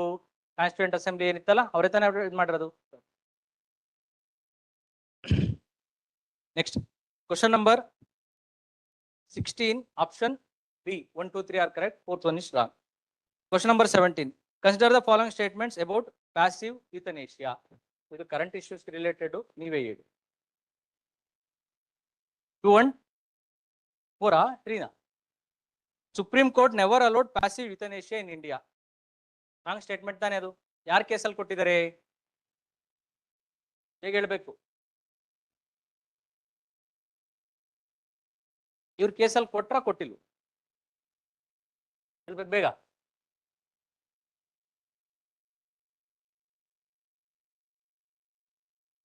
ಹೇಳಿ ಬೇಗ. ಕೊಟ್ಟಿದ್ದಾರೆ. ಈಕೆ ನರ್ಸಿದ್ರು. ಅಲ್ಲಿ ಆದಂತಹ ಒಂದು ಘಟನೆಯಲ್ಲಿ ಅವರ ಇನ್ನೊಬ್ಬ ಕೊಲಿಗೆ ಏನ್ ಮಾಡ್ತಾನೆ ಅಂತಂದ್ರೆ ಆಕೆಗೆ ಚೈನ್ ಹಾಕಿ ಆಕೆಯನ್ನ ಕೊಲ್ಲೋದಕ್ಕೆ ಪ್ರಯತ್ನ ಪಡ್ತಾನೆ. ಸೊ ಆ ಅದು ಚೈನ್ ಹಾಕಿದ ಸಂದರ್ಭದಲ್ಲಿ ಆಕ್ಸಿಜನ್ ಸಪ್ಲೈ ಕಡಿಮೆ ಆಗಿ ಬ್ರೈನ್ ಮಾಲ್ ಫಂಕ್ಷನಿಂಗ್ ಸ್ಟಾರ್ಟ್ ಆಗುತ್ತೆ. ಆ ಬ್ರೈನ್ ಮಾಲ್ ಫಂಕ್ಷನಿಂಗ್ ಇಂದ ಆಕೆ ಎಷ್ಟು ವರ್ಷಗಳ ಕಾಲ ಬೆಡ್ ಅಲ್ಲಿ ಇರ್ತಾಳೆ ಅಂತಂದ್ರೆ ಸರಿ ಸುಮಾರು 42 years. ಸೊ ಈಕೆಯ ಬಗ್ಗೆ ಯಾರು ಬುಕ್ ಅನ್ನ ಬರೀತಾರೆ ಆಕೆ ಕಂಡೀಷನ್ ಬಗ್ಗೆ, ಆಕೆ ಯಾವ ಕಂಡೀಷನ್ ಹೋಗಿರ್ತಾಳೆ ಅಂತಂದ್ರೆ ಈ ಸ್ಟೇಟ್ ಅನ್ನ ನಾವೇಂತ ಕರಿತೀವಿ ಅಂತಂದ್ರೆ ವೆಜಿಟೇಟಿವ್ ಸ್ಟೇಟ್ ಅಂತ ಕರಿತೀವಿ. ಓಕೆನಾ? ಸೊ ಪೂರ್ತಿಯಾಗಿ ತನ್ನ ಸ್ವಂತ ಇಚ್ಛೆಯಿಂದ ಏನು ನಡೆಯೋದಿಲ್ಲ. ಅವೆಲ್ಲ ಪೂರ್ತಿಯಾಗಿ ಏನಿರ್ತವೆ ಅಂತಂದ್ರೆ ಇನ್ವಾಲಂಟ್ರಿ ಆಗಿರುತ್ತೆ ಅಥವಾ ಬೇರೆ ಯಾರಾದ್ರೂ ಸಹಾಯವನ್ನು ಮಾಡಬೇಕು. ಇಂಥ ಸ್ಟೇಟ್ ಅಲ್ಲಿ ಇದ್ದಾಗ ಈಕೆಯ ಬಗ್ಗೆ ಯಾರು ಬುಕ್ ಬರೀತಾರಲ್ಲ ಆ ಆತರ ಏನ್ ಮಾಡ್ತಾರೆ ಅಂತಂದ್ರೆ ಸುಪ್ರೀಂ ಕೋರ್ಟ್ಗೆ ಹೋಗ್ತಾರೆ, saying that she is in vegetative state, she can't continue. ಆಕೆಗೆ ಯಾವ್ದಾದ್ರು ರೀತಿಯಲ್ಲಿ ಒಂದು ದಯಾಮರಣವನ್ನ ಕೊಡಬೇಕು ಅಂತೇಳಿ ಕೇಳ್ತಾರೆ. ಸೊ ಆ ದಯಾಮರಣವನ್ನ ಕೊಡಬೇಕು ಅಂತ ಕೇಳಿದಾಗ ಸುಪ್ರೀಂ ಕೋರ್ಟ್ ಏನಂತ ಹೇಳುತ್ತೆ ಅಂತಂದ್ರೆ you are not taking care of her. ಯಾರು ಟೇಕ್ ಕೇರ್ ಮಾಡ್ತಿದ್ದಾರೆ ಅಂತಂದ್ರೆ ಇಲ್ಲಿರುವಂತಹ ನರ್ಸ್ಗಳು ಏನಿದಾರಲ್ಲ ಅವ್ರ ಫ್ರೆಂಡ್ಸು ಅವ್ರು 42 ವರ್ಷಗಳ ಕಾಲ ಆಕೆ ನೋಡ್ಕೊಂಡಿರ್ತಾರೆ. ಅವ್ರೇನ್ ಕೋರ್ಟ್ಗೆ ಹೋಗ್ತಾರೆ ಅಂತಾರೆ ಇಷ್ಟೇ ದಿವಸ ನೋಡ್ಕೊಂಡಿದೀವಿ ಅಲ್ಲಿರೋರ್ಗು ನಾವು ನೋಡ್ಕೊಂತೀವಿ ಅಂತ. ಹಾಗಾಗಿ ಸೊ ಕೋರ್ಟ್ ಏನಂತ ಹೇಳುತ್ತೆ ಅಂತಂದ್ರೆ ಈಕೆಗೆ ನಾವು ದಯಾಮರಣನ ಯಾವುದೇ ಕಾರಣಕ್ಕೂ ಕೊಡೋದಿಲ್ಲ. ಆದ್ರೆ ಈ ಕೋರ್ಟ್ ಒಂದು ವಿಚಾರಕ್ಕೆ ಬರುತ್ತೆ, ಯಾವ್ದು ಅಂತಂದ್ರೆ ಇನ್ನು ಮುಂದಕ್ಕೆ ಯಾರಾದ್ರೂ ಇದೇ ರೀತಿಯಾದಂತಹ ಸಿಚುವೇಶನ್ ಬಂದ್ರೆ ಅವ್ರನ್ನ ಏನ್ ಮಾಡೋದು. ಸೊ ಈ ಕೇಸಲ್ಲಿ ಸುಪ್ರೀಂ ಕೋರ್ಟ್ ಏನಂತ ಹೇಳುತ್ತೆ ಅಂತಂದ್ರೆ ಯಾರಾದ್ರೂ ಮುಂದೆ ಈ ರೀತಿಯಂತಹ ಸ್ಟೇಟ್ಗೆ ಹೋದ್ರೆ ಇದಕ್ಕೆ ಯಾವ್ದಾರ ಒಂದು ಪ್ರೊಸೀಜರ್ ಬೇಕು ಅಂತೇಳಿ ಆ ಪ್ರೊಸೀಜರ್ ನ ಅಲ್ಲಿ ಡಿಸೈಡ್ ಮಾಡ್ತಾರೆ. ಏನ್ ಪ್ರೊಸೀಜರ್ ನ ಡಿಸೈಡ್ ಮಾಡ್ತಾರೆ ಅಂತಂದ್ರೆ ಮೊದಲನೇದು ಯಾವ್ದು ಬರುತ್ತೆ ಅಂತಂದ್ರೆ ಲೀವಿಂಗ್ ವಿಲ್ ಅಂತ ಬರುತ್ತೆ. ಲೀವಿಂಗ್ ವಿಲ್ ಅಂದ್ರೆ ನಾನಾದ್ರೂ ಸರಿ ನೀವಾದ್ರೂ ಸರಿ ಇವಾಗಲೇ ಬರ್ದಿಡಬಹುದು. ಯಾವ್ದಂತಂದ್ರೆ ನಾನು ಮುಂದೆ ನನ್ನ ಜೀವನದಲ್ಲಿ ಯಾವ್ದಾದ್ರು ಸಂದರ್ಭದಲ್ಲಿ ನನ್ನ ಡಿಸಿಷನ್ ತಗೊಳಕ್ ಆಗೋದಿಲ್ಲ, ನನ್ನನ್ನ ನೋಡ್ಕೊಳಕ್ ಆಗಲ್ಲ, ನಾನು ವೆಜಿಟೇಟಿವ್ ಸ್ಟೇಟ್ಗೆ ಹೋಗ್ತೀನಿ, ನನಗೆ ಈ ಒಂದು ಎಕ್ಸ್ಟರ್ನಲ್ ಮೆಷಿನ್ ನ ಬಿಟ್ಟು ನನ್ನ ಜೀವ ಉಳಿಯೋದಕ್ಕೆ ಸಾಧ್ಯವೇ ಇಲ್ಲ ಅಂತಂದ್ರೆ ಅಂತಹ ಸಂದರ್ಭದಲ್ಲಿ ನನಗೆ ಇರುವಂತಹ ಈ ಒಂದು ಮೆಡಿಕಲ್ ಸಪೋರ್ಟ್ ಏನಿದೆಯಲ್ಲ ಅದನ್ನ ಹಂತವಾಗಿ ತೆಗೆದು ನನ್ನ ನ್ಯಾಚುರಲ್ ವೇನಲ್ಲಿ ಸಾಯೋದಕ್ಕೆ ಬಿಡಬಹುದು ಅಂತ. ಇದನ್ನೇನಾದ್ರೂ ನೀವು ಇವಾಗಲೇ ಬಿಲ್ ಮಾಡಿಟ್ಟಿದ್ದೀರಾ ಅಥವಾ ಡಾಕ್ಯುಮೆಂಟ್ ಬರ್ದಿಟ್ಟಿದ್ದೀರಾ ಅಂದ್ರೆ ಇನ್ನು ಎಂಗೇಜ್ ಇದ್ದೀರಾ ಈಗಲೇ ಬರೆಯಕ್ ಹೋಗ್ಬೇಡಿ, ನಾನ್ ಬರೆದ್ರೆ ನಡೆಯುತ್ತೆ, ನೀವು ಬರೆಯಕ್ ಹೋಗ್ಬೇಡಿ. ಸೊ ಬರ್ದಿಟ್ಟಿದ್ದೀರಾ ಅಂತಂದ್ರೆ ಈಗ ನೀವೇನಾರ ವೆಜಿಟೇಟಿವ್ ಸ್ಟೇಟ್ಗೆ ಹೋದ್ರೆ ಆಗ ಕೋರ್ಟ್ ಆರ್ಡರ್ ಕೊಡುತ್ತೆ, ಸೊ ಇವ್ರನ್ನ ಮೆಡಿಕಲ್ ಸಪೋರ್ಟ್ ನ ತೆಗೆದು ಸಾಯೋದಕ್ಕೆ ಬಿಡಿ ಅಂತ. So dye with the leave with the dignity ಅಷ್ಟೇ ಅಲ್ಲ, we should dye with the dignity ಅಂತ. ಈಗ ನೀವೇನೆ ನಿಮ್ಗೂ ಎಷ್ಟು ಜನ ನಾನ್ ವೆಜಿಟೇರಿಯನ್ಸ್ ಇದ್ದೀರಲ್ಲ ಚೆನ್ನಾಗಿ ತಿಂತೀರಾ, ಆದ್ರೆ ಕುಯ್ಬೇಕಾದ್ರೆ ಕೋಳಿನ ಅಥವಾ ಕುರಿನ ನಿಮ್ಗೆ ಅಂತ ಹಿಂಸೆ, ಸೊ ಯಾಕೆ ಹಿಂಸೆ ಕೊಡ್ತವ್ರು ಗೊತ್ತು. ಈ ಯಾವ್ದೋ ಕುರಿನ ಕಡಿಯಕ್ ಹೋಗ್ತಾರೆ, ಅವ್ನು ಸರಿಯಾಗಿ ಕಡಿದ್ರೆ ಸರಿ, ಅದು ಅರ್ಧಂಬರ್ಧ ಆದ್ರೆ ಅದು ವಿಲ ಅಂತ ಒದ್ದಾಡ್ತಾ ಇರತ್ತಲ್ಲ, ಅದ್ ನೋಡ್ರೆ ನಿಮ್ಗೆ ಬೇಜಾರಾಗುತ್ತೆ. ಸೊ ಹಾಗಾಗಿ ಅಂತ ಸಂದರ್ಭದಲ್ಲಿ ನಿಮ್ಗೂ ಅನ್ಸುತ್ತೆ we should dye with dignity ಅಂತ ಹೇಳಿ, ಅದೇನೇ ಯುಥನೇಶಿಯಾ ಅಂತ. ಸೊ ಈ ಒಂದು ಲೈಫ್ ಅಂಡ್ ಲಿಬರ್ಟಿ ಅನ್ನೋದೇನಿದೆಯಲ್ಲ ಆ ಆರ್ಟಿಕಲ್ ಒಳಗಡೆನೆ ಇದು ಬರುತ್ತೆ. ಯಾವ್ದು ಅಂತಂದ್ರೆ you should there is right to live with dignity and there is right to die with dignity.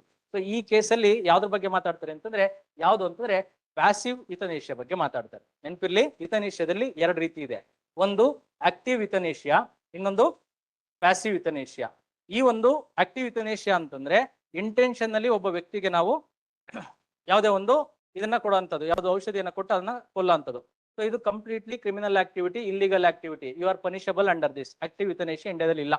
Next passive ಯುಥನೇಶಿಯಾ ಅಂತಂದ್ರೆ ಮೆಡಿಕಲ್ ಸಪೋರ್ಟ್ ನ ಹಂತವಾಗಿ ತೆಗೆದು ನಂತರದಲ್ಲಿ ಆತನನ್ನ ನ್ಯಾಚುರಲ್ ವೇನಲ್ಲಿ ಸಾಯೋದಕ್ಕೆ ಬಿಟ್ಬಿಡೋದು ಅಂತ. ಇದನ್ನ ನಾವೇನ್ ಕರಿತೀವಿ ಅಂದ್ರೆ ಪ್ಯಾಸಿವ್ ಯುಥನೇಶಿಯಾ ಅಂತ ಕರಿತೀವಿ. ಸೊ ಈ ಪ್ಯಾಸಿವ್ ಯುಥನೇಶಿಯಾ ಕೊಡ್ಬೇಕಾದ್ರೆ ಇಲ್ಲಿ ಸೇಫ್ ಗಾರ್ಡ್ಸ್ ಜಾಸ್ತಿ ಇದೆ. ಏನಂತ ಹೇಳುತ್ತೆ ಅಂತಂದ್ರೆ ಮೊದಲು ಕೆಲವು ಜನ ಡಾಕ್ಟರ್ಗಳು ಬಂದು ಅದನ್ನ ಪ್ರೈಮರಿ ಬೋರ್ಡ್ ಅಂತ ಕರೀತಾರೆ. ಆ ಡಾಕ್ಟರ್ಗಳೆಲ್ಲ ಡಿಸೈಡ್ ಮಾಡ್ಬೇಕು ಈತನಿಗೆ ಎಷ್ಟೇ ಟ್ರೀಟ್ಮೆಂಟ್ ಕೊಟ್ರು ಈ ಕಾಯಿಲೆ ರಿವರ್ಸ್ ಆಗೋದಿಲ್ಲ, ಸೊ ಇವನು ಸಾಯಕ್ಕೆ ಸಿದ್ಧನಾಗಿದ್ದಾನೆ ಅಂತ. ಅದಾದ್ಮೇಲೆ ನೆಕ್ಸ್ಟ್ ಇನ್ನೊಂದು ಬೋರ್ಡ್ ಬರುತ್ತೆ, ಅದು ಯಾವುದು ಅಂತಂದ್ರೆ ಇವನ್ನ ಕೊಟ್ಟಿರೋದನ್ನ ಚೆಕ್ ಮಾಡೋದಕ್ಕೆ ಅಂತೇಳಿ. ಇದು ಸೆಕೆಂಡ್ ಬೋರ್ಡ್ ಏನಿದೆಯಲ್ಲ, ಈ ಸೆಕೆಂಡ್ ಬೋರ್ಡ್ ಬಂದು ಹೇಳಿದ ಮೇಲೆ ನಂತರದಲ್ಲಿ ಯಾರ ಹತ್ರ ಹೋಗುತ್ತೆ ಅಂತಂದ್ರೆ ಫ್ಯಾಮಿಲಿ ಅಂಡ್ ಫ್ರೆಂಡ್ಸ್ ಹತ್ರ ಹೋಗುತ್ತೆ, ಕ್ಲೋಸ್. ಅವರೆಲ್ಲ ಒಪ್ಪಿದ ಮೇಲೆ ಅವ್ರಿಗೆ ಪ್ಯಾಸಿವ್ ಯುಥನೇಶಿಯಾನ ಕೊಡ್ತಾರೆ. ಕೇಸ್ ಏನಾರು ಆಕ್ಟಿವ್ ಯುಥನೇಶಿಯಾ ಇಂಡಿಯಾದಲ್ಲಿ ಕೊಟ್ಬಿಟ್ರೆ ಮುಗದೆ ಹೋಯ್ತು ಕತೆ.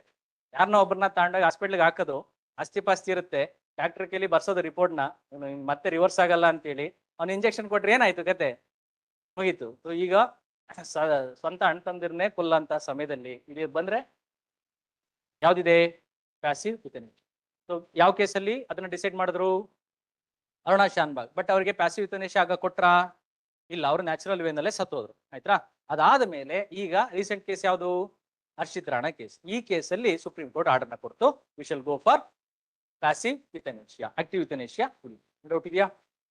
ಇದು ಯಾವ್ದ್ರಲ್ಲಿ ಬರುತ್ತೆ? Right to die with dignity, article 21. Second statement is correct, fourth statement is correct. First statement and third statement are wrong statement. ಹೋಗ್ಬೋದ ಮುಂದಕ್ಕೆ?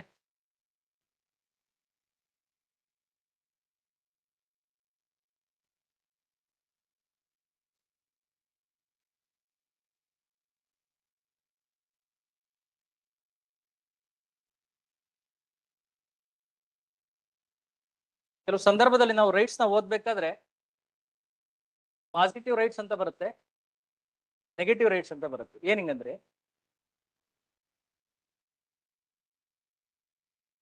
ಫಂಡಮೆಂಟಲ್ ರೈಟ್ಸ್ ನ ಎರಡು ಭಾಗ ಮಾಡಿ, ಒಂದು ಧನಾತ್ಮಕ, ಇನ್ನೊಂದು ಋಣಾತ್ಮಕ ಅಂತ.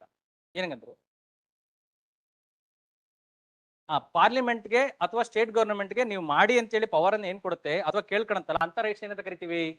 ಸೊ ನಾವು ಅವ್ರಿಗೆ ಇನಿಶಿಯೇಟ್ ಮಾಡಬೇಕು, ಹೌದು ನೀವು ಮಾಡಿ, ನೀವು ಮಾಡಿದ್ರೆ ಅನುಕೂಲಕ್ಕೆ ಬರುತ್ತೆ ಅಂತೇಳಿ. ಸೊ ಅದನ್ನ ನಾವು ಪಾಸಿಟಿವ್ ರೈಟ್ ಅಂತ ಕರಿತೀವಿ. ಈಗ ಆರ್ಟಿಕಲ್ 21 ಅನ್ನೋದು ಏನಿದೆಯಲ್ಲ, ಅದು ನೆಗೆಟಿವ್ ರೈಟ್ ಆಗುತ್ತಾ ಇಲ್ಲ ಅಂತ ಪಾಸಿಟಿವ್ ರೈಟ್ ಆಗುತ್ತಾ? ಹೇಳ್ಬೇಕು ಬೇಗ. ನೆಗೆಟಿವ್ ರೈಟಾ? ಸೊ ಅದು ಸ್ಟೇಟ್ ಮೇಲೆ ಏನಾದ್ರೂ ರಿಸ್ಟ್ರಿಕ್ಷನ್ ಹಾಕಿದ್ರೆ ಏನಾಗುತ್ತದು? Negative right. ಸ್ಟೇಟ್ ಅನ್ನ ನೀವು ಮಾಡಿ ಈ ಕೆಲಸವನ್ನ ಅಂತೇಳಿ ಪ್ರಮೋಟ್ ಮಾಡಿದ್ರೆ ಏನಾಗುತ್ತೆ? ಪಾಸಿಟಿವ್ ರೈಟ್ ಆಗುತ್ತೆ. ಆಯ್ತಾ?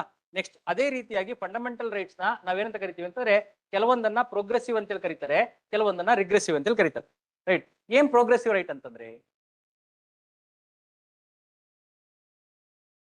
ಪ್ರೋಗ್ರೆಸಿವ್ ರೈಟ್ ಅಂದ್ರೆ ಇಷ್ಟೇ ಅರ್ಥ, ಯಾವ ಫಂಡಮೆಂಟಲ್ ರೈಟು ಮೂಲದಲ್ಲಿ ಏನಿತ್ತಲ್ಲ ಆ ಮೂಲದಲ್ಲಿ ಇರುವಂತಹ ಫಂಡಮೆಂಟಲ್ ರೈಟ್ಸ್ ಬರ್ತಾ ಬರ್ತಾ ಅದ್ರ ಕಂಟೆಂಟು, ಬರ್ತಾ ಬರ್ತಾ ಅದ್ರ ಸ್ಕೋಪು, ಬರ್ತಾ ಬರ್ತಾ ಅದ್ರಲ್ಲಿರುವಂತಹ ವಿಚಾರಗಳು ಬೆಳೀತಾ ಇದ್ರೆ ಅದನ್ನ ನಾವೇನ್ ಕರಿತೀವಿ ಅಂತಂದ್ರೆ ಪ್ರೋಗ್ರೆಸಿವ್ ರೈಟ್ ಎಂದು ಕರೆಯುತ್ತೇವೆ. ಈಗ ಆರ್ಟಿಕಲ್ 21 ಅನ್ನ ನೀವು ಗಮನಿಸಿದ್ರೆ ಮೂಲ ಸಂವಿಧಾನದಲ್ಲಿ ಏನಂತ ಬರೆದಿದ್ರು? Right to life and personal liberty ಅಂತ ಇಷ್ಟೇನೆ ಬರೆದಿದ್ದು. ಬಟ್ ಇವತ್ತಿನ ದಿವಸ ಆರ್ಟಿಕಲ್ 21 ನೀವು ಓದ್ಬೇಕಾದ್ರೆ ಲಕ್ಷ್ಮೀಕಾಂತ್ ಬುಕ್ಕಲ್ಲಿ ಹಂಗೆ ಇದೆಯಾ? ಏನಂತ ಇದೆ? ನೀರು, ಫುಡ್ಡು, ಗಾಳಿ, ಬೆಳಕು, ಏನೇನ್ ಬೇಕು ನಿಮ್ಗೆ ಎಲ್ಲದು ಎಲ್ಲ ಇದಾವತ್ತೆ ಹೊರಗಡೆ. ಯಾವ್ದ್ರೊಳಗೆ ಸೇರ್ಕೊಂಡಿರೋದು? ಸಣ್ಣ ಅವೆಲ್ಲವೂ ಮೂಲ ಕಾನ್ಸ್ಟಿಟ್ಯೂಷನ್ ಬರ್ದಿದಾರಾ? ಇಲ್ಲ. ಅವೆಲ್ಲ ಯಾವ್ದ್ರಿಂದ ಡಿರೈವ್ ಆಗಿರೋದು? ಆರ್ಟಿಕಲ್ 21 ಇಂದ ಡಿರೈವ್ ಆಗಿರೋದು. ಸೊ ಈ ರೀತಿಯಾಗಿ ಭಾರತ ದೇಶದಲ್ಲಿ, ಭಾರತದ ಸೊಸೈಟಿನಲ್ಲಿ ಏನೇನೆಲ್ಲ ಚೇಂಜಸ್ ಆಗುತ್ತಲ್ಲ ಆ ಚೇಂಜಸ್ ಎಲ್ಲ ಎಲ್ಲಿ ರಿಫ್ಲೆಕ್ಟ್ ಆಗುತ್ತೆ ಅಂತಂದ್ರೆ ಆರ್ಟಿಕಲ್ 19 ಮತ್ತೆ ಆರ್ಟಿಕಲ್ 21 ರಿಫ್ಲೆಕ್ಟ್ ಆಗುತ್ತೆ. ಹಾಗಾಗಿ ಇವೆರಡು ರೈಟ್ಸ್ ಏನಿದಾವಲ್ಲ, they are inalienable for the human existence ಅಂತ. ಒಬ್ಬ ಮನುಷ್ಯನ ಸರ್ವಾಂಗೀಣ ಅಭಿವೃದ್ಧಿಗೆ ಇವೆರಡು ಬಹುಮುಖ್ಯ. ಇವೆರಡು ರೈಟ್ಸ್ ನಾವೇನ್ ಕರಿತೀವಿ ಅಂತಂದ್ರೆ ಪ್ರೋಗ್ರೆಸಿವ್ ರೈಟ್ಸ್ ಎಂದು ಕರೆಯುತ್ತೇವೆ. ದಿನ ದಿನ ಬೆಳೀತಾನೆ ಇರುತ್ತೆ, ದಿನ ದಿನ ಹೊಸತನವನ್ನ ಕಂಡುಕೊಳ್ಳುತ್ತಿರುತ್ತದೆ. ಹಾಗಾಗಿ ಇವನ್ನ ಪ್ರೋಗ್ರೆಸಿವ್ ರೈಟ್ ಎಂದು ಕರೆಯುತ್ತಾರೆ. Article 21A ಗೊತ್ತಿರ್ತಾನೆ. ಈಗ ಹೇಳಿ, ರೈಟ್ ಟು ಪ್ರೈವಸಿ ಯಾವ್ದು ಅಂಡರ್ ಬರುತ್ತೆ? ರೈಟ್ ಟು ಕ್ಲೀನ್ ವಾಟರ್ ಯಾರು ಅಂಡರ್ ಬರುತ್ತೆ? ಎನ್ವಿರಾನ್ಮೆಂಟಲ್ ಯಾವ್ದು ಬರುತ್ತೆ? ಸ್ಪೀಡಿ ಟ್ರಯಲ್ ಯಾವುದೋ ಒಂದು, ಈ ಒಂದು ಕೋರ್ಟ್ ಅಲ್ಲಿ ವಿಚಾರಣೆ ಬೇಗ ಬೇಗ ಆಗ್ಬೇಕು ಅಂತ ಯಾವ ಅಂಡರ್ ಇದೆ? ಬೇಡಿಯನ್ನ ಹಾಕೊಂಡು ಹಿಂದಿನ ದಿನಗಳಲ್ಲಿ ಒಬ್ಬ ವ್ಯಕ್ತಿಯನ್ನ ಸಾಮಾಜಿಕವಾಗಿ ಕರ್ಕೊಂಡು ಹೋಗ್ತಾ ಇದ್ರು. ಇವತ್ತಿನ ಸಾಕಕ್ಕೆ ಸಾಧ್ಯ ಇದೆ ಆತನನ್ನ?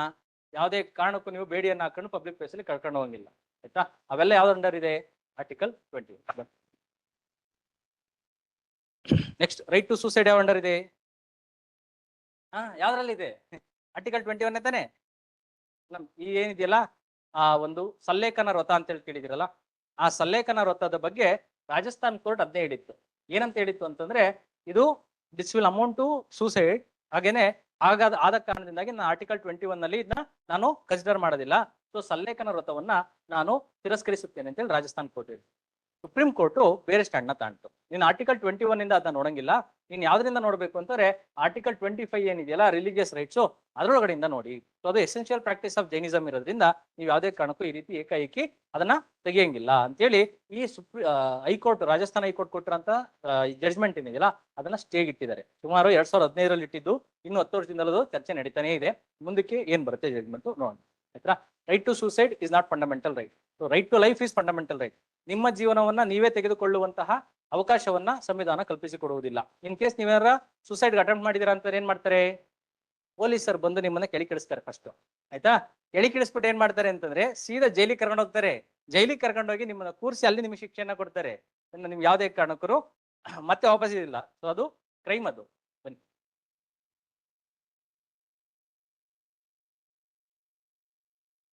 Next question number 18. ಗೊತ್ತಿರೋ ವಿಚಾರನೇ ನಿಮ್ಗೆ, ನೀವೇ ಹೇಳಿ ಯಾವ್ದದು? ABS corpus. ಸೊ ಮ್ಯಾಂಡಮಸ್ ಯಾವ್ದು ಕೇಳುತ್ತೆ? ABS ಕಾರ್ಪಸ್ಗೆ ಮೂವಿ ಯಾವ್ದು ನೆನ್ಪಿಡ್ಬೇಕು? ಜೈ ಭೀಮ್ ಏನಿದೆಯಲ್ಲ ಅದು, ಮತ್ತೆ ಇನ್ನೊಂದು ತಮಿಳಲ್ಲಿ ವಿಕ್ರಮ್ ಅವ್ರದ್ದು ಮತ್ತೆ ಅನುಷ್ಕಾ ಶೆಟ್ಟಿ ಅವ್ರದ್ದು ಒಂದು ಮೂವಿ ಇದೆ ವೆನ್ನೆಲ್ಲಾ ಅಂತೇಳಿ. ಆ ಮೂವಿನೂ ಸಹ ABS ಕಾರ್ಪಸ್ಗೆ ಸಂಬಂಧಪಟ್ಟಿರೋಂಥದ್ದು. ನೆಕ್ಸ್ಟ್ ಅದಾದ್ಮೇಲೆ ಮ್ಯಾಂಡಮಸ್ ಅಂದ್ರೆ ಏನು? ಬಿ ಕಮಾಂಡ್ ಅಂತ. ಸರಿ, ಈಗ ನೀವೆಲ್ಲ ಗೌರ್ಮೆಂಟ್ ಅಪ್ಲಿಕೇಶನ್ ಆಗ್ತಾ ಇದ್ದೀರಾ, ತಹಶೀಲ್ದಾರು ಅಥವಾ AC ಏನಾದ್ರು ನಿಮ್ಗೆ ಸರ್ಟಿಫಿಕೇಟ್ ಕೊಟ್ಟಿಲ್ಲ ಹೈದರಾಬಾದ್ ಕರ್ನಾಟಕದ ಅಂದ್ರೆ ಏನ್ ಮಾಡ್ಬೋದು? ಆಮೇಲೆ ಯಾವ್ದನ್ನ ಕಳಿಸ್ಬೋದು? ಮ್ಯಾಂಡಮಸ್ ತಾನೆ. ಸೊ ರಿಟ್ ಅಂತಂದ್ರೆ ಸಿಂಪಲ್ ಮೀನಿಂಗು ರಿಟರ್ನ್ ಆರ್ಡರ್ ಅಂತ. Written order. ಸೊ ಈ ಆರ್ಡರ್ ಕೊಟ್ಟಿದ್ದಾರೆ ಅಂತಂದ್ರೆ ಈ ರಿಟರ್ನ್ ಆರ್ಡರ್ಗೆ ರಿಪ್ಲೈ ಬರಲೇಬೇಕು. ಬಂದಿಲ್ಲ ಅಂತಂದ್ರೆ it is violation of or contempt of court.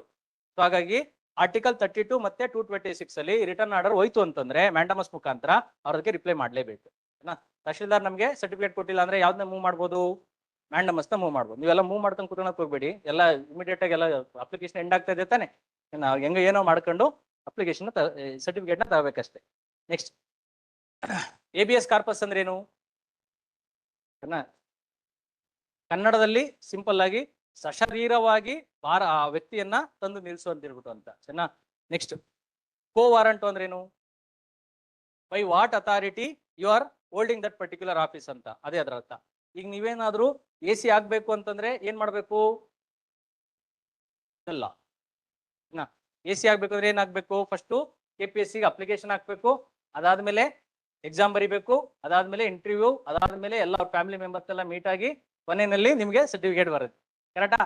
ಇದೇ ತಾನೇ ಪ್ರೊಸೀಜರ್ ಇರೋದು. So this is how you will become. So ಈ ಪ್ರೊಸೀಜರ್ ನ ಪೂರ್ತಿ ಫಾಲೋ ಮಾಡಿದ್ರೆ by authority you are holding that particular office. ಇಲ್ಲ ಅಂತಂದ್ರೆ ಇಲ್ಲ. ನೆಕ್ಸ್ಟ್ ಇಲ್ಲೆಲ್ಲಾದ್ರೂ ನೀವು ಅಪ್ಲಿಕೇಶನ್ ಹಾಕಿಲ್ಲ, ನೀವು ಪ್ರಿಮ್ಸು ಬರ್ದಿಲ್ಲ, ಆದ್ರೆ ಫೈನಲ್ ಲಿಸ್ಟ್ ಅಲ್ಲಿ ಮಾತ್ರ ನಿಮ್ಮ ಹೆಸರು ಬಂದಿದೆ ಅಂತಂದ್ರೆ ಅದು you are made some mistake ಅಂತ. ಇದೇ ಇದ್ರ ಅರ್ಥ. ಗೊತ್ತಾಗ್ತಿದ್ಯಾ? ಸೊ ಇದು ಬೈ ವಾಟ್ ಅಥಾರಿಟಿ. ಹಾಗೇನೆ ಒಬ್ಬ ಮಿನಿಸ್ಟರ್ ಆಗ್ಬೇಕು ಅಂತಂದ್ರೆ ಆತ MP ಆಗಿರ್ಬೇಕು ಅಥವಾ MLA ಆಗಿರ್ಬೇಕು ಅಥವಾ ಯಾರಾದ್ರೂ ವ್ಯಕ್ತಿ ಆಗಿರ್ಬೇಕು. ಆ ವ್ಯಕ್ತಿ 6 ತಿಂಗಳ ಕಾಲ ಮಿನಿಸ್ಟರ್ ಆಗ್ಬೋದು. ಆತ ಯಾವ್ದನ್ನ ಸ್ವೀಕರಿಸಬೇಕು ಅಂದ್ರೆ ಪ್ರಮಾಣ ವಚನವನ್ನು ಸ್ವೀಕರಿಸಬೇಕು. ಆ ಓತಲ್ಲಿ ಅವ್ನು ಹೇಳ್ಬೇಕು ಸೀಕ್ರೆಸಿ, ನಾನು ಯಾವುದೇ ಕಾರಣಕ್ಕೂ ಭಾರತದ ವಿರುದ್ಧವಾಗಿ ನಡೆಯೋದಿಲ್ಲ, ಕಾನ್ಸ್ಟಿಟ್ಯೂಷನ್ ವಿರುದ್ಧವಾಗಿ ನಡೆಯೋದಿಲ್ಲ ಅಂತೇಳಿ ನಂತರದಲ್ಲಿ ಈ ಕ್ಯಾನ್ ಬಿಕಮ್ ಮಿನಿಸ್ಟರ್. ಹೀಗೆ ತಾನೇ ಇರೋಂಥದ್ದು. ಇಲ್ಲೇ ಇದೆ, ಬನ್ನಿ ಬನ್ನಿ, ಆಯ್ತಾ? ಸೊ ಇದು ಇದರ ಅರ್ಥ. ಈ ಪ್ರೊಸೀಜರ್ ಮುಖಾಂತರ ಆದ್ರೆ ಇದನ್ನ ನಾವು ಯಾವ್ದ್ರಲ್ಲಿ ಇದು ಮಾಡ್ತೀವಿ ಅಂತಂದ್ರೆ ಈ ಒಂದು ಕೋವಾರಂಟದಲ್ಲಿ ಇದು ಮಾಡಕ್ಕೆ. ಯಾರಾದ್ರೂ ಒಬ್ಬ ವ್ಯಕ್ತಿ ತಪ್ಪು ಮಾಡಿ ಅಥವಾ ತಪ್ಪು ದಾರಿನಲ್ಲಿ ಆ ಜಾಗಕ್ಕೆ ಬಂದವನೇ ಅಂದ್ರೆ ಯಾವ ರಿಟರ್ನ್ ನಾವು ಕೊಡಿಸ್ಬೋದು? ಕೋವಾರಂಟ್ ಅನ್ನ. By what authority you are holding this office ಅಂತ. ಕನ್ನಡದಲ್ಲಿ ಯಾವ ಮೂವಿ ಇದೆ? ದರ್ಶನ್ ಅವ್ರದ್ದು ಐರಾವತ ಅಂತ ಮೂವಿ ಇದೆಯಲ್ಲ, ಅದೇ ಇದು. ಸೊ ಅದ್ರಲ್ಲಿ ಆ ಮೂವಿ ಅದ್ ಹೆಂಗ್ ತೆಗ್ದವ್ರೆ ಅಂತೇಳಿ ಅದು ಅವ್ನಿಗೆ ಮಾತ್ರ ಅಷ್ಟೇ ಗೊತ್ತಿರೋಂಥ ಡೈರೆಕ್ಟರ್ಗೆ. ಒಬ್ಬ IPS ಆಫೀಸರು ಲಿಸ್ಟ್ ಯಾರಿಗೂ ಗೊತ್ತಿಲ್ದಂಗೆ ಅವ್ನು ಬರ್ತಾನಂತೆ, ಕೆಲಸ ಮಾಡ್ತಾನಂತೆ, ಸಮಾಜದಲ್ಲಿ ಸುಧಾರಣೆ ಮಾಡ್ತಾನಂತೆ. ಈಗ ಮತ್ತೆ ಅದನ್ನೇ ತೋರಿಸ್ತಾರೆ ಅಂತ ಅನ್ಸುತ್ತೆ ಸಿನಿಮಾದಲ್ಲಿ ಹಾಕಿ, ನೋಡು ನಿಂದೆ ಇದು ಅಂತ ಹೇಳ್ಬಿಟ್ಟು ಅಂತ ಹೆಂಗ್ ಎತ್ತಾಕೊಂಡು ಹೋಗೋರೆ ಅಂತ. ಬನ್ನಿ ನೆಕ್ಸ್ಟ್ ಪ್ರೈಬಿಷನ್ ಸರ್ಶ್ಯೂರಾರಿ. ಸರಿನಾ? ಪ್ರೈಬಿಷನ್ ಅನ್ನೋದೇನಿದೆಯಲ್ಲ ಮತ್ತೆ ಸರ್ಶ್ಯೂರಾರಿ ಅನ್ನೋದೇನಿದೆಯಲ್ಲ ಇದು ಯಾರಿಗೆ ರಿಲೇಟೆಡ್? ಕೋರ್ಟ್ಗೆ. ಸರಿನಾ? ಮತ್ತೆ ನೆನಪಿರ್ಲಿ, ಹೈಯರ್ ಜುಡಿಷಿಯರಿ ಅಂಡ್ ಸಬಾರ್ಡಿನೇಟ್ ಕೋರ್ಟ್ಸ್ಗೆ ಸಂಬಂಧಪಟ್ಟಿರೋದು. ಇಲ್ಲಿ ನಾವು ಹೈಯರ್ ಜುಡಿಷಿಯರಿ ಅಂದ್ರೆ ಯಾರನ್ನ ತಗೋಬೇಕು? ಸುಪ್ರೀಂ ಕೋರ್ಟು, ಹೈಕೋರ್ಟು ಮತ್ತೆ ಕೆಳಗಡೆ ಸಬಾರ್ಡಿನೇಟ್ ಕೋರ್ಟ್ ಅಂದ್ರೆ ಯಾರು ತಗೋಬೇಕು? ಡಿಸ್ಟ್ರಿಕ್ಟ್ ಕೋರ್ಟ್ ಏನಿದೆಯಲ್ಲ ಅದು. ಆಯ್ತಾ? ಸೊ ಸುಪ್ರೀಂ ಕೋರ್ಟ್ ಹೈಕೋರ್ಟಿಗೆ ಕೊಡ್ಬೋದು, ಹೈಕೋರ್ಟ್ ಸಬಾರ್ಡಿನೇಟ್ ಕೋರ್ಟಿಗೆ ಕೊಡ್ಬೋದು. ಇದನ್ನ ನಾವು ಸರ್ಶ್ಯೂರಾರಿ ಮತ್ತೆ ಪ್ರಾಹಿಬಿಷನ್ ಅಂತ ಕರಿತೀವಿ. ನೆನಪಿರ್ಲಿ, ಪ್ರಾಹಿಬಿಷನ್ ಅಂತಂದ್ರೆ ಕಂಪ್ಲೀಟ್ ಆಗಿ ಕೊಲಾಪ್ಸ್ ಮಾಡೋದು ಅಂತ. ಯಾವ್ದನ್ನ ಅಂದ್ರೆ ಜಡ್ಜ್ಮೆಂಟ್ ಬಂದ ಮೇಲೆ ಇವ್ರು ಮಾತಾಡ್ತಾರೆ. ಸೊ ಇವರು ಡಿಸ್ಟ್ರಿಕ್ಟ್ ಕೋರ್ಟ್ ಅವರು ಜಡ್ಜ್ಮೆಂಟ್ ಕೊಟ್ಟ ಮೇಲೆ ಹೈಕೋರ್ಟ್ ಹೇಳುತ್ತೆ ನೀನ್ ಮಾಡೋದು ಸರಿನೋ ತಪ್ಪು ಅಂತ ಹೇಳ್ಬಿಟ್ಟು ಅಂತ. So that is what we call prohibition. Certiorari ಅಂತಂದ್ರೆ ಮಧ್ಯದಲ್ಲೇನೆ, ಸರಿ ಒಂದ್ ನಿಮಿಷ, ಸರಿ, ಸರ್ಶ್ಯೂರಾರಿ ಅಂತಂದ್ರೆ ಪೂರ್ತಿ. ಪ್ರಾಹಿಬಿಷನ್ ಅಲ್ಲಿ ಏನ್ ಮಾಡ್ತಾರೆ ಅಂತಂದ್ರೆ ಜಡ್ಜ್ಮೆಂಟ್ ನಡಿಬೇಕಾದ್ರೇನೆ ಹೇಳ್ಬಿಡ್ತಾರೆ ನಾವು prevention is better than cure ಅಂತ ಹೇಳ್ಬಿಟ್ಟು ಪ್ರಾಹಿಬಿಷನ್ ಅಲ್ಲಿ ಅವರು ತಗೊಂತಾರೆ ಅವರೇನೆ. ಸೊ ಹೈಕೋರ್ಟ್ ಈ ಸಬಾರ್ಡಿನೇಟ್ ಕೋರ್ಟ್ ಇಂದ ತಾಣುತ್ತೆ, ಸುಪ್ರೀಂ ಕೋರ್ಟ್ ಎಲ್ಲಿಂದ ತಾಣುತ್ತೆ? ಹೈಕೋರ್ಟ್ ಇಂದ ತಗೊಳುತ್ತೆ. ಸೊ ಜಡ್ಜ್ಮೆಂಟ್ ಅನ್ನ ಅವರು ಡಿಸೈಡ್ ಮಾಡ್ತಾರೆ. ಸರ್ಶ್ಯೂರಾರಿಲಿ ಏನಾಗುತ್ತೆ ಅಂತಂದ್ರೆ ಜಡ್ಜ್ಮೆಂಟ್ ಕೊಟ್ಟಾದ್ಮೇಲೆ ಕಂಪ್ಲೀಟ್ ಆಗಿ ಕೊಟ್ಬಿಟ್ಟಿದ್ದಾರೆ ಜಡ್ಜ್ಮೆಂಟ್, ಆ ಜಡ್ಜ್ಮೆಂಟ್ ಸರಿನೋ ಇಲ್ವೋ ಅಂತ ಹೇಳ್ಬಿಟ್ಟು ಹೇಳ್ತಾರೆ. ಅದನ್ನ ನಾವು ಸರ್ಶ್ಯೂರಾರಿ ಅಂತೇಳಿ ಕರಿತೀವಿ. ನಿಮ್ಗೆ ನೆನಪಿರ್ಲಿ, ಕೆಲವು ಸಂದರ್ಭದಲ್ಲಿ ಇಡೀ ಕೇಸ್ನೇ ತಗೋಬೇಕು ಅಂತ ಏನಿಲ್ಲ. ಯಾವ ರೀತಿಯಾಗಿ ತಾಣ್ತಾರೆ ಅಂತಂದ್ರೆ ಯಾವುದೋ ಒಂದು ಸಂದರ್ಭದಲ್ಲಿ ಫಂಡಮೆಂಟಲ್ ರೈಟ್ಸ್ ಇಶ್ಯೂ ಇರುತ್ತೆ, ಇನ್ನೊಂದು ಸಂದರ್ಭದಲ್ಲಿ ಯಾವ್ದಿರುತ್ತೆ ಅಂತಂದ್ರೆ ಚೀಟಿಂಗ್ ಕೇಸ್ ಇರುತ್ತೆ. ಸೊ ಇವೆರಡೂ ಕೇಸು ಒಬ್ಬ ವ್ಯಕ್ತಿನಲ್ಲಿ ಚರ್ಚೆಗೆ ಬಂದಿರುತ್ತೆ. ಸೊ ಇಂಥ ಸಂದರ್ಭದಲ್ಲಿ ಏನ್ ಮಾಡ್ತಾರೆ ಅಂತಂದ್ರೆ ಈ ಹೈಕೋರ್ಟ್ ಮತ್ತೆ ಸುಪ್ರೀಂ ಕೋರ್ಟ್ ಏನಿದೆಯಲ್ಲ ಇದು ಇವರನ್ನ ನಾವು ಡಿಫೆಂಡರ್ ಆಫ್ ಫಂಡಮೆಂಟಲ್ ರೈಟ್ಸ್ ಅಂತ ತಾನೇ ಕರೆಯೋದು. ಸೊ ಅವ್ರು ಏನ್ ಮಾಡ್ತಾರೆ ಅಂದ್ರೆ ಇಡೀ ಕೇಸ್ ಅನ್ನ ತಗೊಂತಾರೆ. ಎಲ್ಲಿಗೆ ತಗೊಂತಾರೆ ಅಂತಾರೆ? ಹೈಕೋರ್ಟಿಗೆ ಬರುತ್ತೆ, ಇಲ್ಲಾಂದ್ರೆ ಸುಪ್ರೀಂ ಕೋರ್ಟಿಗೆ ಬರುತ್ತೆ.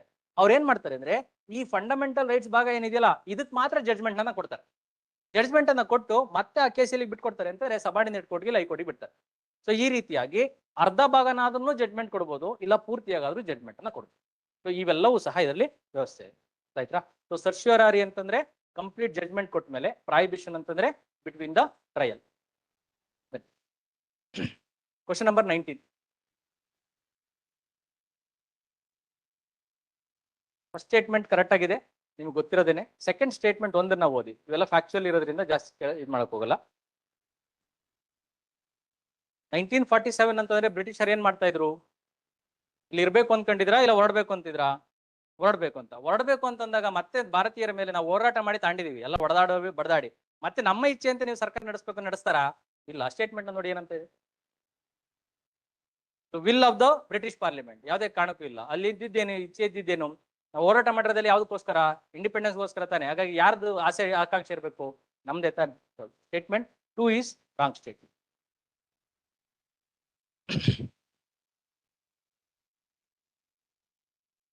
Next question number 20. To uphold and protect the sovereignty, unity and integrity of India. ಯಾವ್ದ್ರಲ್ಲಿ ಇರೋದು? Fundamental duties. Enforceable, non enforceable? Non enforceable. Next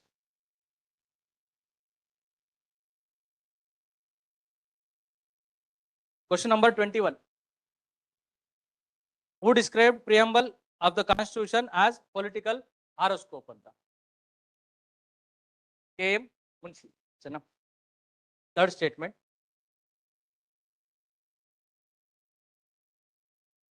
Question number 22. Factual question. B na, option B. Question number 23. C na. Consider the following statements regarding basic structure doctrine is defined in constitution. Correct ಆಗಿದೆಯಾ? So basic structure is not defined in constitution. Next. There are certain basic features of the constitution which cannot be altered in exercise of the power to amend under article 368. Correct ಆಗಿದೆಯಾ statement? Next. Parliament can amend all the provisions of the constitution and judicial review shall not apply for such amendments. Correct ಆಗಿದೆಯಾ? Wrong statement. So judicial review, ನ್ಯಾಯಾಂಗ ಪರಾಮರ್ಶೆ ಅನ್ನೋದು ಎಲ್ಲಾ ಸಂದರ್ಭದಲ್ಲೂ ಅನ್ವಯ ಆಗುತ್ತೆ. Next, the basic feature of the constitution have been listed by the Supreme Court exhaustively in Golaknath case. ಯಾವ್ದ್ರಲ್ಲಿ ಇರೋದು? ಕೇಶವಾನಂದ ಭಾರತಿ ಕೇಸ್. ಓಕೆನಾ? ಬೇಸಿಕ್ ಸ್ಟ್ರಕ್ಚರ್ ಅಂದ್ರೆ ಏನು?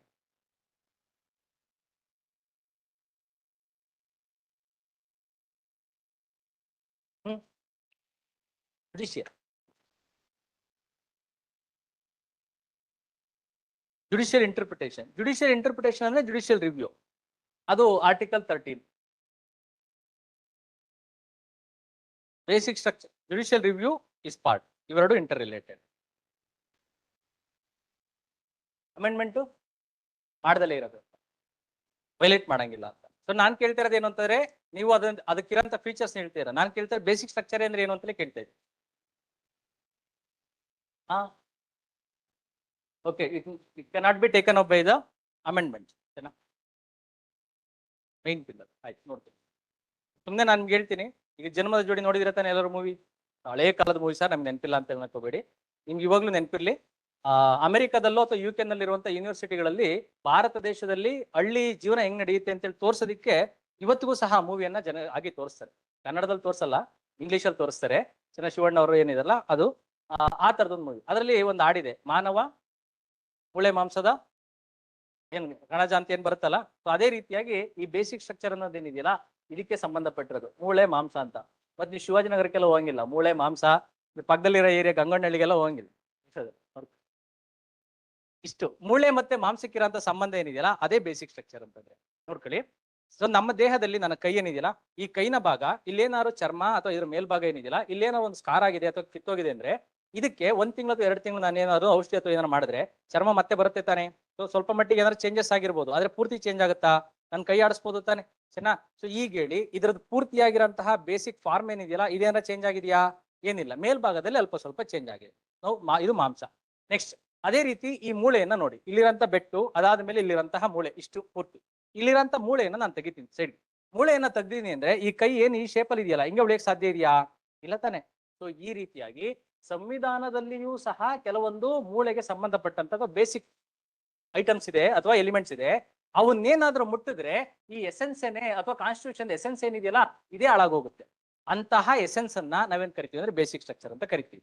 ಸೊ ಸುಪ್ರೀಂ ಕೋರ್ಟ್ ಏನಂತ ಹೇಳುತ್ತೆ ಅಂತಂದ್ರೆ, ನೀನ್ ಯಾವ್ದನ್ನಾದ್ರೂ ಮುಟ್ಟಪ್ಪ, ಏನಾದ್ರೂ ಮಾಡ್ಕ, ಕಾನ್ಸ್ಟಿಟ್ಯೂಷನ್ ಎಲ್ಲ ಬೇಕಾದ್ರೂ ಚೇಂಜ್ ಮಾಡು, ಆದ್ರೆ ಬೇಸಿಕ್ ಎಸೆನ್ಸ್ ಆಫ್ ಕಾನ್ಸ್ಟಿಟ್ಯೂಷನ್ ಏನಿದೆಯಲ್ಲ ಅದನ್ನ ಯಾವುದೇ ಕಾರಣಕ್ಕೂ ನೀನ್ ಮುಟ್ಟುವಂತಿಲ್ಲ. ಅದೇ ಅದರ ಅರ್ಥ. ಆಯ್ತಾ? ಸೊ ಇವು ಬೇಸಿಕ್ ಸ್ಟ್ರಕ್ಚರ್ ಅಂತಂದ್ರೆ. ಸೊ ಇದನ್ನ ಈ ಒಂದು ಬೇಸಿಕ್ ಸ್ಟ್ರಕ್ಚರ್ ಮೂಲದಲ್ಲಿತ್ತ ಇಂಡಿಯನ್ ಕಾನ್ಸ್ಟಿಟ್ಯೂಷನ್ ಅಲ್ಲಿ ಇಲ್ಲ. ಯಾವ ಕೇಸಲ್ಲಿ ಬಂದಿರೋದು? ಕೇಶವಾನಂದ ಭಾರತಿ ಕೇಸಲ್ಲಿ. ಸೊ ಇದು ಬೇಸಿಕ್ ಸ್ಟ್ರಕ್ಚರ್ ಅಂತ ಹೇಳ್ತಾ ಹೋಗ್ತಾ ಇರೋದು ಯಾರು ಹೇಳ್ತಾ ಇದಾರೆ?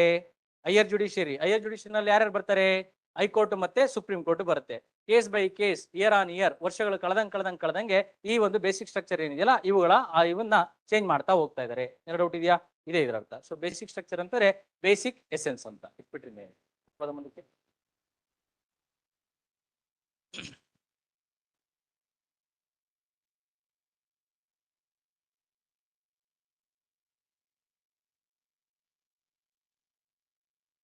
So question number 23, option C, 2 only. Question number 24, in which case did Supreme Court first declare that preamble is not part of Constitution? Berubari Union. Correct ಗೊತ್ತಿದೆ ತಾನೇ ಇದೆಲ್ಲ? ಸೊ ಬೇರುಬಾರಿ ಯೂನಿಯನ್ ಈಸ್ಟ್ ಪಾಕಿಸ್ತಾನನ ವೆಸ್ಟ್ ಪಾಕಿಸ್ತಾನನ? ಈಸ್ಟ್ ಪಾಕಿಸ್ತಾನ. ಬಾಂಗ್ಲಾದೇಶದಲ್ಲಿ ಇತ್ತೋ ಎಲ್ಲಿದ್ದದ್ದು? ಅದು ಬಾಂಗ್ಲಾದೇಶದಲ್ಲಿ ತಾನೆ. ಆ ಬಾಂಗ್ಲಾದೇಶದಲ್ಲಿ ಇದ್ದಂತಹ ಒಂದು 12 ಸ್ಕ್ವೇರ್ ಕಿಲೋಮೀಟರ್ ಜಾಗ ಇದೆಯಲ್ಲ, ಇವುಗಳನ್ನ ಯಾವ ರೀತಿಯಾಗಿ ಕೊಡಬೇಕು ಅನ್ನೋದು ಅದ್ರ ಬಗ್ಗೆ ಚರ್ಚೆ ನಡೀತು. ಆ ಚರ್ಚೆ ನಡೆದಾಗ ಸುಪ್ರೀಂ ಕೋರ್ಟ್ ಏನಂತ ಹೇಳ್ತು ಅಂತಂದ್ರೆ, ಕಾನ್ಸ್ಟಿಟ್ಯೂಷನ್ಗೆ ಈ ಒಂದು ಇದು ಪ್ರಿಯಾಂಬಲ್ ಅನ್ನೋದು ಪಾರ್ಟ್ ಅಲ್ಲ ಅಂತ ಹೇಳ್ತು. 12 ಸ್ಕ್ವೇರ್ ಕಿಲೋಮೀಟರ್ ಇದ್ದ ಜಾಗ. ಪಾಕಿಸ್ತಾನ ಮತ್ತು ಭಾರತದ ನಡುವೆ ಈ ಒಂದು ಬೌಂಡ್ರಿ ಲೈನ್ ಅನ್ನ ಹಾಕಿರೋಂಥದ್ದು ಯಾರು? ರಾಟ್ಲಿಫ್. ಭಾರತ ಮತ್ತು ಅಫ್ಘಾನಿಸ್ತಾನದ ನಡುವೆ ಈ ಒಂದು ಬೌಂಡ್ರಿನ ಹಾಕಿರೋರು ಯಾರು? ಡ್ಯೂರಾಂಟ್. ಅದಾದ ಮೇಲೆ ಚೈನಾ ಮತ್ತೆ ಟಿಬೆಟ್ ನ ನಡುವೆ ಮೋಸ್ಟ್ ಕಾಂಟ್ರವರ್ಷಿಯಲ್ ಅಥವಾ ಈ ಒಂದು ಭಾರತ ಚೈನಾ ನಡುವೆ ಇರುವಂತ ಮೋಸ್ಟ್ ಕಾಂಟ್ರವರ್ಷಿಯಲ್ ಲೈನ್ ಏನಿದೆಯಲ್ಲ, ಇದನ್ನ ಯಾರು ಹಾಕಿರೋದು ಬೌಂಡ್ರಿ ಲೈನು? McMahon line. ಇವಿಷ್ಟು. ಇಲ್ಲಿ ಯಾರು ತಪ್ಪು ಮಾಡಿರೋದು? ಬೇರುಬಾರಿ ಯೂನಿಯನ್ ನಲ್ಲಿ ಯಾರು ತಪ್ಪು ಮಾಡಿದ್ರು?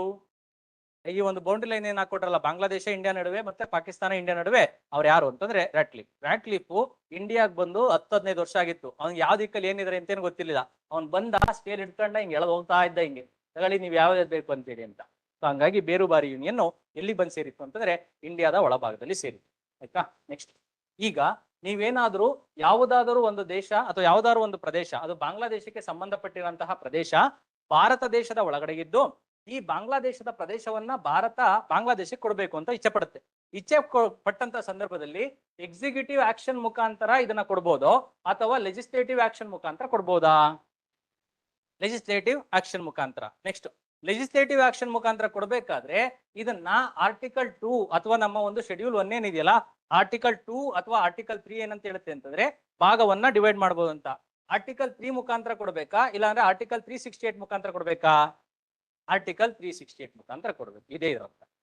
ಸೊ ನಮ್ಮ ದೇಶದ ಭಾಗವಲ್ಲದಲ್ಲೇ ಇರೋದನ್ನ ನಾವೇನಾದ್ರೂ if you are seeding away, seed ಅಂತೇಳಿ ಕರೀತಾರೆ. ಟೆಕ್ನಿಕಲ್ ವರ್ಡ್ CEDE ಅಂತ. ಸೀಡ್ ಅವೇ ಅಂದ್ರೆ ಬಿಟ್ಟು ಕೊಡುವುದು, ಕೊಟ್ಟು ಬಿಡುವುದು ಅಂತ. ಸೊ ನಾವೇನ ಕೊಡ್ಬೇಕು ಅಂದ್ರೆ ಯಾವ್ದ್ರಲ್ಲಿ ಮುಟ್ಬೇಕದ್ನ? ಆರ್ಟಿಕಲ್ 368. ಸೊ ಇದು ಭಾರತ ದೇಶದಲ್ಲಿ ಅದನ್ನೇನ ಡಿವೈಡ್ ಮಾಡ್ಬೇಕು ಅಂದ್ರೆ, ಅದು ಭಾರತ ದೇಶದ ಭಾಗವಾಗಿದ್ರೆ ಏನ್ ಮಾಡ್ಬೇಕದ್ನ? ಆರ್ಟಿಕಲ್ 3 ನಲ್ಲಿ ಮುಟ್ತೀವಿ. ಸೊ ಆರ್ಟಿಕಲ್ 368 ಅಲ್ಲಿ ಕೊಡೋದು. ಸೊ ಲೆಜಿಸ್ಲೇಟಿವ್ ಆಕ್ಷನ್ ನ, ಎಕ್ಸಿಕ್ಯೂಟಿವ್ ಆಕ್ಷನ್ ನ? ಎಕ್ಸಿಕ್ಯೂಟಿವ್ ಆಕ್ಷನ್ ಅಂದ್ರೆ ಯಾರು ಡಿಸಿಷನ್ ತಾಣ್ತಾರೆ? Central government. ಎಷ್ಟು ಜನ ಇರ್ತಾರೆ? ಕ್ಯಾಬಿನೆಟ್ ಏನಿದೆಯಲ್ಲ ಆ ಡಿಸಿಷನ್ ತಾಂಡ್ರೆ ಮುಗಿದೋಯ್ತು. ಲೆಜಿಸ್ಲೇಟಿವ್ ಅಂದ್ರೆ ಏನಾಗಬೇಕು? ರಾಜ್ಯಸಭಾದಲ್ಲಿ, ಲೋಕಸಭಾದಲ್ಲಿ ಪಾಸ್ ಆಗಿ ಪ್ರೆಸಿಡೆಂಟ್ ಸಿಗ್ನೇಚರ್ ಬಿದ್ದು ನಂತರದಲ್ಲಿ ಅದನ್ನ ಕೊಡ್ತಾರೆ. ಸರಿನಾ? ಸೊ 100 ಕಾನ್ಸ್ಟಿಟ್ಯೂಷನಲ್ ಅಮೆಂಡ್ಮೆಂಟ್ ಆಕ್ಟ್ ಯಾವ್ದು ಸಂಬಂಧಪಟ್ಟಿರೋದು? ಬೇರುಬಾರಿ ಯೂನಿಯನ್ಗಲ್ಲ, ಬಾಂಗ್ಲಾದೇಶ. ಆಯ್ತಾ? ಹೋಗ್ಬೋದ ಮುಂದಕ್ಕೆ? Next question number 25. ಗೊತ್ತಿರೋದೇನೆ ನಿಮ್ಗೆ, ನೀವೇ ನೋಡಿ. First statement is correct, second statement is correct, third statement is wrong. So 1 and 2 are correctly matched, third one is non-correct. What is the difference between citizen and alien? Alien is foreign, ಅಲ್ಲಿಂದ ಬಂದಿರೋದು sir, ಬೇರೆ ಗ್ರಹದಿಂದ ಬಂದಿರೋ ಅಂತಾರೆ. ಕೊಯ್ ಮಿಲ್ಗ ಯಾವ್ದಲ್ಲಿ ಬರ್ತಾವಲ್ಲ ಹಂಗೆ ಹೇಳ್ಬೇಕು ಬೇಗ. Sir more citizenship ಇರುತ್ತೆ. ಏಲಿಯನ್ ಅಂದ್ರೆ ಈಗೆಲ್ಲ ಡೊನಾಲ್ಡ್ ಟ್ರಂಪ್ ಏಲಿಯನ್ ಅಂತ ನೀ ಹೇಳ್ತಾ ಇದೀಯಾ? ಇದು ಟೆಕ್ನಿಕಲ್ ವರ್ಡ್ ಅಷ್ಟೇನೆ, ಪೊಲಿಟಿಕಲ್ ವರ್ಡ್. ಸಿಟಿಜನ್ಶಿಪ್ ಅಲ್ಲಿ ನಾವು ಪೊಲಿಟಿಕಲ್ ಸೈನ್ಸ್ ನ ಓದ್ಬೇಕಾದ್ರೆ ಒಂದು ದೇಶದ ಪ್ರಜೆಗಳನ್ನ ನಾವು ಸಿಟಿಸನ್ ಅಂತ ಗುರುತಿಸ್ತೀವಿ. ಆ ದೇಶವನ್ನು ಹೊರತುಪಡಿಸಿ ಬೇರೆ ಯಾರು ಪ್ರಜೆಗಳಿದಾರಲ್ಲ ಅವ್ರನ್ನೆಲ್ಲ ನಾವು ಏಲಿಯನ್ಸ್ ಅಂತ ಹೇಳಿ ಕಾಣ್ತೀವಿ ಅಷ್ಟೇ, ವಿದೇಶಿಗರು ಅಂತ ಅರ್ಥ. ಸೊ ಈ ಸಿಟಿಸನ್ ಅಂತಂದ್ರೆ ಇಷ್ಟೇ simple meaning, any person who enjoys complete set of fundamental rights ಅಂತ. ಆಯಾ ದೇಶದಲ್ಲಿರುವಂತಹ ಮೂಲಭೂತ ಹಕ್ಕುಗಳನ್ನ ಸಂಪೂರ್ಣವಾಗಿ ಯಾವ ವ್ಯಕ್ತಿ ಅನುಭವಿಸುತ್ತಾನೋ ಅಂತಹ ವ್ಯಕ್ತಿಯನ್ನ ನಾವು ಸಿಟಿಸನ್ಸ್ ಎಂದು ಕರೆಯುತ್ತೇವೆ. ಸೊ ಭಾರತ ದೇಶದಲ್ಲಿರುವಂತಹ 14ರಿಂದ ಹಿಡಿದು ಈ ಒಂದು 30 ಚಿಲ್ಲರೆ ಏನಿದೆಯಲ್ಲ, ಇವಿಷ್ಟನ್ನ ಯಾರು ಎಂಜಾಯ್ ಮಾಡ್ತಾರೆ? ಸಿಟಿಸನ್ಸ್ ಎಂಜಾಯ್ ಮಾಡ್ತಾರೆ. ಸರಿನಾ? ನೀವು ಅದೇನೆ ನೀವೇನಾದ್ರು ಏಲಿಯನ್ಸ್ಗೆ ಬಂದ್ರೆ ಯಾವ್ದಿಲ್ಲ ಅವ್ರಿಗೆ? 15, 16, 19, 29, 30 ನೀವು ಇಲ್ಲ ತಾನೆ. ಸೊ ಮಿಕ್ಕಿರೋದೆಲ್ಲದು ಅವ್ರಿಗೂ ಬರುತ್ತೆ. ಈ 5 ಇಲ್ಲ. ಈ 5ಅನ್ನು ಸೇರಿಸಿ ಎಲ್ಲಾ ರೈಟ್ಸ್ ನ ಯಾರು ಎಂಜಾಯ್ ಮಾಡ್ತಾರೆ? ಸಿಟಿಸನ್ಸ್. ಇದೇ ಇಷ್ಟೇ ಮೀನಿಂಗ್. ಇದು ಬಿಟ್ರೆ ಏನೇನಿಲ್ಲ. ಸಿಟಿಸನ್ ಅಂತ ಒಬ್ಬ ಪ್ರಜೆ ಅಂತ ಯಾರನ್ನ ಕರಿತೀವಿ ಅಂದ್ರೆ ಆಯಾ ದೇಶದಲ್ಲಿ ಫಂಡಮೆಂಟಲ್ ರೈಟ್ಸ್ ಅವನಿಗೆ ಸಂಪೂರ್ಣವಾಗಿ ಬರುತ್ತೆ ಅಂತ. ಈಗ ನೀವೇನಾದ್ರು USA ಅಥವಾ UK ಹೋಗಿದ್ದೀರಾ ಅಂತಂದ್ರೆ ಅಲ್ಲಿ ನಿಮ್ಮನ್ನ ಏನ್ ಕರೀತಾರೆ? ಏಲಿಯನ್. ಯಾಕೆ? ಸೊ ಕಂಪ್ಲೀಟ್ ಫಂಡಮೆಂಟಲ್ ರೈಟ್ ಸಿಗುತ್ತಾ ನಮ್ಗೆ? ಇಲ್ಲ. ಅದೇ ಯಾರಿಗೆ ಮಾತ್ರ ಸಿಗುತ್ತೆ? USA ಸಿಟಿಸನ್ಸ್ಗೆ ಮಾತ್ರ ಸಿಗುತ್ತೆ. ಇಷ್ಟು. ಎರಡು ಡೌಟ್ ಇದೆಯಾ? ನೆಕ್ಸ್ಟ್ ಇದಾದ ಮೇಲೆ ಏಲಿಯನ್ಸ್ ಅಲ್ಲಿ 2 ವಿಧ ಬರುತ್ತೆ. ಒಂದು ಫ್ರೆಂಡ್ಲಿ ಏಲಿಯನ್ ಅಂತ ಕರಿತೀವಿ, ಇನ್ನೊಂದು ಏನ್ ಕರಿತೀವಿ? Enemy alien. ಏನ್ ಎನಿಮಿ ಏಲಿಯನ್ ಅಂದ್ರೆ ವಾರ್. ಯಾರು ಈಗ ಸದ್ಯಕ್ಕೆ ನಮ್ಗೆ ಎನಿಮಿ ಏಲಿಯನ್ಸ್ ಯಾರು? ಇದನ್ನ ಯಾವುದೇ ಕಾರಣಕ್ಕೂ ಎಲ್ಲಿ ಹೇಳಂಗಿಲ್ಲ. ನೀವ್ ಹಂಗೇನಾದ್ರೆ ಹೇಳಿದೀರಾ ಅಂತಂದ್ರೆ ನಿಮಗೆ ಮೀಡಿಯಾದವ್ರು ಚೆನ್ನಾಗಿ ತುಂಬಿದ್ದಾರೆ ಅಂತ, ನೀವು ಸೋಷಿಯಲ್ ಮೀಡಿಯಾದಲ್ಲಿ ಜಾಸ್ತಿ ನೋಡಿದೀರಾ ಅಂತ. ಈಗ ಇರೋದೇನಂದ್ರೆ ಎನಿಮಿ ಏಲಿಯನ್ಸ್ ಅಂದ್ರೆ ನಿಮಗೆ ಭಾರತ ದೇಶ ಅವ್ರ ಜೊತೆ ಯುದ್ಧದಲ್ಲಿ ಇರಬೇಕು. ಆಗ ಈಗ 1960s ಅಲ್ಲಿ ಚೈನಾ ಇಂಡಿಯಾ ವಿರುದ್ಧ ಬಂದಿತ್ತು. ಆಗ ಚೈನಾದವ್ರು ಏನಾಗ್ತಾರೆ? ಎನಿಮಿ ಏಲಿಯನ್ಸ್ ಆಗ್ತಾರೆ. ಸರಿನಾ? ಸೊ ಎನಿಮಿ ಏಲಿಯನ್ಸ್ ಅಂತಾರೆ ಭಾರತ ದೇಶ ಯುದ್ಧದಲ್ಲಿ ಇರ್ಬೇಕು. ಈಗ ನಾವಿಲ್ಲಿ ಪಾಕಿಸ್ತಾನ ಜೊತೆ ಯುದ್ಧ ಮಾಡ್ತಿದೀವಾ? ಸುಮ್ನೆ ಹಿಂಗ್ ಹೋಗ್ಬಿಟ್ಟು ಅಲ್ಲೋಗಿ ಪಟಾಕಿ ಆರಿಸ್ಬಿಟ್ಟು ಬಂದ್ರೆ ಅದು ಯುದ್ಧ ಅಲ್ಲ.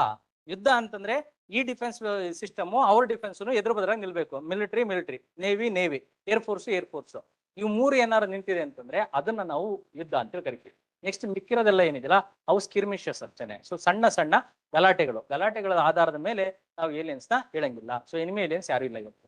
ನೆಕ್ಸ್ಟ್ ಫ್ರೆಂಡ್ಲಿ ಏಲಿಯನ್ಸ್ ಅಂತಂದ್ರೆ ಹೂ ಆರ್ ಇನ್ವೈಟೆಡ್ ಅಂತ. ಸೊ ಅವರು ನ್ಯಾಯಯುತವಾಗಿ ಭಾರತಕ್ಕೆ ಬಂದಿರ್ತಾರೆ, ಮತ್ತೆ ಅವ್ರ ಹತ್ರ ಪ್ರಾಪರ್ ಡಾಕ್ಯುಮೆಂಟ್ ಇರುತ್ತೆ, ಭಾರತ ದೇಶದಲ್ಲಿ ದಿವಸ ಉಳ್ಕೊಂತಾರೆ, ನಂತರದಲ್ಲಿ ಕೆಲಸನ ಮುಗಿಸ್ಕೊಂಡು ಹೋಗ್ತಾರೆ. ಸೊ ಈಗ ಭಾರತ ದೇಶದಲ್ಲಿ ಗೂಗಲ್ ಕಂಪ್ನಿ ಇದೆ, HP ಕಂಪನಿ ಇದೆ, ಅಥವಾ ಇನ್ಫೋಸಿಸ್ಗೆ ಅಮೆರಿಕದಿಂದ ಯಾರೋ ಒಬ್ಬ ವ್ಯಕ್ತಿ ಬಂದಿದ್ದಾನೆ with visa, with proper passport. ಅಂತ ವ್ಯಕ್ತಿ ಏನಾಗ್ತಾನೆ? Friendly alien. ಸರಿನಾ? ಸೊ ಭಾರತದ ವಿರುದ್ಧ ಅವ್ರನ್ನ ಎನಿಮಿ ಏಲಿಯನ್ಸ್ ಅಂತ ಕರೀತಾರೆ. ಆಯ್ತಾ? ಡೌಟ್ ಇದೆಯಾ? ನೆಕ್ಸ್ಟ್ ಇದಾದ್ಮೇಲೆ 1950s ಅಲ್ಲಿ ಈ ಒಂದು ಡೇಟ್ ನ ಮಾತ್ರ ನೆನ್ಪಿಡಿ, ಜಾಸ್ತಿ ನೆನ್ಪಿಡಕ್ ಹೋಗ್ಬೇಡಿ.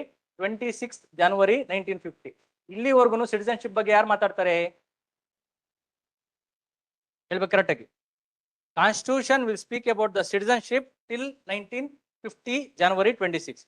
26 ಜನವರಿ 1950ರವರೆಗೆ ಯಾರಿಗೆ ಪೌರತ್ವ ಸಿಗುತ್ತೆ, ಸಿಗೋದಿಲ್ಲ, ಇದೆಲ್ಲ ಪೂರ್ತಿ ಯಾರ ಭಾಗ? ಕಾನ್ಸ್ಟಿಟ್ಯೂಷನ್ ಅಲ್ಲೇ ಬರೆದ್ಬಿಟ್ಟಿದ್ದಾರೆ. ಆರ್ಟಿಕಲ್ 5 ಅಲ್ಲೇ ಪೂರ್ತಿಯಾಗಿ ಕೊಟ್ಟಿದ್ದಾರೆ. ಏನಂತಂದ್ರೆ ಯಾವ ವ್ಯಕ್ತಿ ಭಾರತದಲ್ಲಿ ಹುಟ್ಟಿ ಬೆಳೆದಿದ್ದಾನೆ, ಯಾವ ವ್ಯಕ್ತಿ ಭಾರತಕ್ಕೆ ಈ ಒಂದು ಭಾಗದಿಂದ ಬಂದಿದ್ದಾನೆ, ಯಾವ ವ್ಯಕ್ತಿ ಭಾರತದಿಂದ ಆಚೆ ಹೋಗಿ ಮತ್ತೆ ತಲೆ ಕೆಟ್ಟು ಭಾರತದ ಒಳಗಡೆ ಬಂದಿದ್ದಾನೆ, ಇವನ್ನೆಲ್ಲ ನಾನು ಏನ್ ಕನ್ಸಿಡರ್ ಮಾಡ್ತೀನಿ? ಸಿಟಿಸನ್ ಅಂತ. ಇನ್ನು ಮಿಕ್ಕಿರಂತಹ ಎಲ್ಲಾ ವಿಚಾರಗಳಿಗೆ ನಾನು ಯಾರಿಗೆ ಅಂಟಿಸುತ್ತೇನೆ ಅಂತ ಹೇಳ್ತೇನೆ? ಪಾರ್ಲಿಮೆಂಟ್. ಸೊ ಇನ್ನು ಮಿಕ್ಕಿರೋದೆಲ್ಲ ಯಾರಿಗೆ ಬಿಟ್ಟಿರೋದು?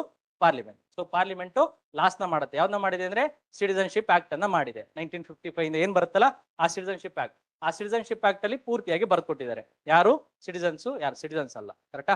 ಸೊ ಅದಾದ ಮೇಲೆ ಈ ಒಂದು ಪಾರ್ಲಿಮೆಂಟ್ ಆಕ್ಟ್ ಅನ್ನ ಮಾಡಿರೋದು. ಸಿಟಿಸನ್ಶಿಪ್ ಆಕ್ಟ್ ಮತ್ತೆ ಮತ್ತೆ ಮತ್ತೆ ಅಮೆಂಡ್ ಆಗಿದೆ. 10ರಿಂದ 12 ಬಾರಿ ಅಮೆಂಡ್ ಆಗಿದೆ. ಇದರಲ್ಲಿ ಎಷ್ಟು ರೀತಿಯಲ್ಲಿ ಸಿಟಿಸನ್ಶಿಪ್ ನ ತಗೋಬಹುದು? 5 ಟೈಪ್ಸ್. ನೆಕ್ಸ್ಟ್ ಎಷ್ಟು ರೀತಿಯಲ್ಲಿ ಸಿಟಿಸನ್ಶಿಪ್ ನ ಕಳ್ಕೋಬಹುದು? 3 ಟೈಪ್. ಇಷ್ಟೇ. ಇದು ಕಾನ್ಸ್ಟಿಟ್ಯೂಷನ್ ಅಲ್ಲಿ ಇದೆಯಾ, ಪಾರ್ಲಿಮೆಂಟರಿ ಆಕ್ಟ್ ಅಲ್ಲಿ ಇದೆಯಾ? ಸರಿನಾ? ಇದು ಸ್ಟ್ಯಾಟ್ಯೂಟರಿ ಪವರಾ, ಕಾನ್ಸ್ಟಿಟ್ಯೂಷನಲ್ ಪವರಾ? Statutory power. ಸರಿನಾ? ನೆಕ್ಸ್ಟ್ ಸೊ 5 ಟೈಪ್ಸ್ ಅಲ್ಲಿ ಮೊದಲನೇದು ಯಾವುದು? By birth. ನಾನು ಭಾರತ ದೇಶದಲ್ಲಿ ಹುಟ್ಟಿದ್ರೆ ನೆಲದಲ್ಲಿ ಇದ್ರೆ. ಸೊ ಇಲ್ಲಿ ನಮಗೆ ಸಿಟಿಸನ್ಶಿಪ್ ಎಲ್ಲಿಂದ ಬರುತ್ತೆ ಅಂತಂದ್ರೆ ಮಣ್ಣಿನ ಮುಖಾಂತರ ಬರುತ್ತದೆ, ಅಥವಾ ಹುಟ್ಟಿರುವ ನೆಲದ ಮುಖಾಂತರ ಬರುತ್ತದೆ. Citizenship flows through the soil ಅಂತೇಳಿ. ನೆಕ್ಸ್ಟ್ ನನ್ನ ತಂದೆ ತಾಯಿಗಳೇನಾದ್ರು ಹೊರಗಡೆಗಿದ್ದು ಅಲ್ಲಿ ನಾನು ಹುಟ್ಟಿದೀನಿ ಅಂತಂದ್ರೆ ಆಗ ನಂಗೆ ಸಿಟಿಸನ್ಶಿಪ್ ಬರುತ್ತೆ ಬೈ ಡಿಸೆಂಟ್ ಅಂತ, ವಂಶಾವಳಿಯ ಆಧಾರದ ಮೇಲೆ. ಅಲ್ಲಿ ಸಿಟಿಸನ್ಶಿಪ್ ನೆಲದಿಂದ ಬರುತ್ತಾ ಇಲ್ಲ ಬ್ಲಡ್ ಇಂದ ಬರುತ್ತಾ? ಬ್ಲಡ್ ಇಂದ. ಯಾರ ಬ್ಲಡ್ ಇಂದ?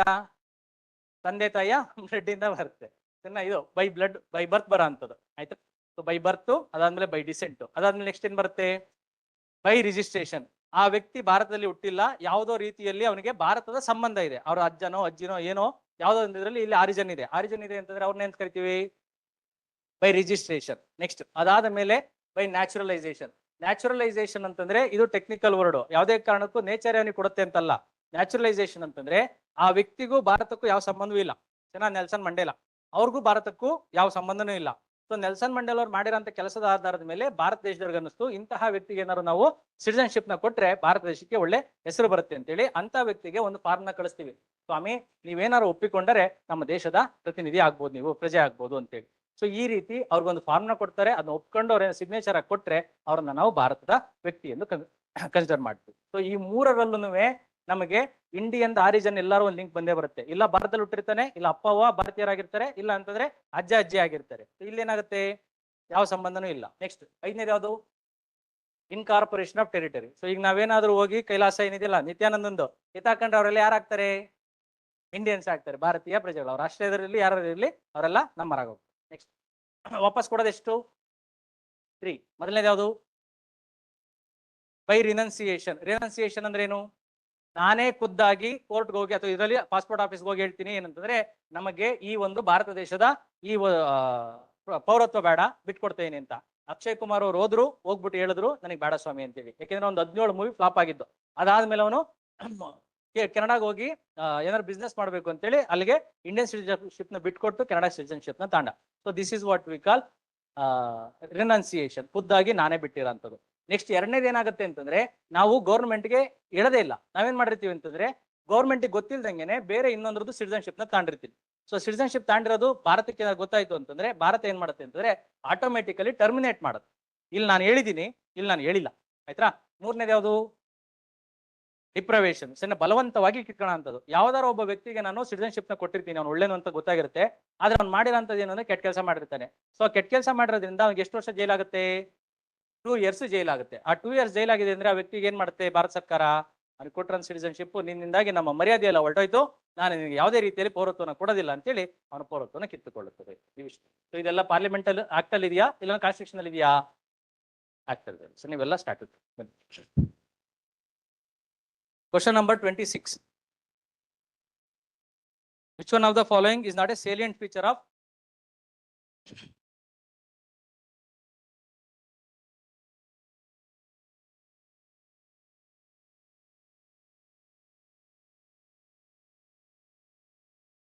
That's the question number 26 ಅಲ್ಲ.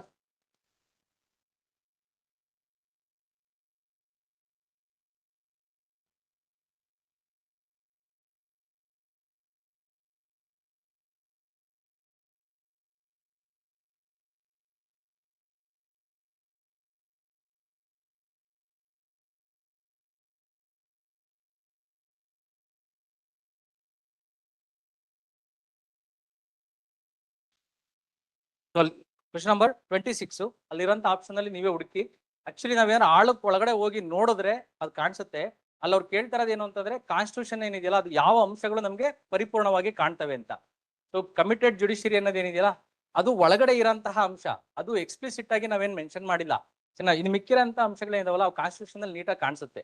ಅದು ಯಾವ್ದು ಅಂತಾರೆ, return constitution and ಸುಪ್ರಿಮಸಿ of the constitution. First statement is correct. Quasi federal structure, ಸರಿನಾ. ಕ್ವಾಸಿ ಫೆಡರಲ್ ಅಂದ್ರೆ ಗೊತ್ತಾಗುತ್ತೆ ತಾನೆ. ಸೊ ಕೆಲವೊಂದು ಯೂನಿಟರಿ ಫೀಚರ್ಸ್ ಇದೆ, ಇನ್ನೊಂದು ಫೆಡರಲ್ ಸ್ಟ್ರಕ್ಚರ್ ತರನೇ ಇದೆ. ನೆಕ್ಸ್ಟ್ ಅದಾದ್ಮೇಲೆ distribution of powers. Distribution of powers ಯಾವ್ದ್ರಲ್ಲಿ ಹೇಳಿದೀವಿ ನಾವು, ಸಣ್ಣ ಫೆಡರಲ್ ಏನಿದೆಯಲ್ಲ ಶೆಡ್ಯೂಲ್ 7 ಏನಿದೆಯಲ್ಲ ಅಲ್ಲಿ. ಸೊ ಬಟ್ ಕಮಿಟೆಡ್ ಜುಡಿಷಿಯರಿ ಅನ್ನೋ ಒಂದು ಅಂಶ ಏನ್ ಕಾಣಿಸುತ್ತಲ್ಲ ಅದು ಪೂರ್ತಿಯಾಗಿ ನಮ್ಮ ಬೇಸಿಕ್ ಸ್ಟ್ರಕ್ಚರ್ ಅಲ್ಲಿ ಕಾಣಿಸುತ್ತೆ. ಅದು ಡಿರೈವ್ಡ್ ಅಥವಾ ಅದು ಪೂರ್ತಿಯಾಗಿ ಇಂಪ್ಲೈಡ್, ಅದು ಎಕ್ಸ್ಪ್ಲಿಸಿಟ್ ಆಗಿ ಮೆನ್ಷನ್ ಮಾಡಿಲ್ಲ. ಅಲ್ಲಿ ಅವ್ರು ಕೇಳ್ತಾರದು ಯಾವುದು ಅಂತಂದ್ರೆ ಎಕ್ಸ್ಪ್ಲಿಸಿಟ್ ಆಗಿ ಮೆನ್ಷನ್ ಮಾಡಿರೋಂಥ ಅಂಶಗಳು. ಎಕ್ಸ್ಪ್ಲಿಸಿಟ್ ಆಗಿ ನಮಗೆ ಕಾಣಿಸುವಂಥದ್ದು ಈ 3 ಅಂಶಗಳು ಕಾಣಿಸಿಕೊಳ್ಳುತ್ತವೆ. ನೆಕ್ಸ್ಟ್ ಕ್ವಶನ್ ನಂಬರ್ 27 ಕರೆಕ್ಟ್ ಆಗಿದೆಯಾ. ಫಸ್ಟ್ ಒನ್ ಬಾರ್ಗೇನಿಂಗ್ ಫೆಡರಲಿಸಮ್ ಅಂತ ಕರೆಕ್ಟ್ ಆಗಿದೆಯಾ.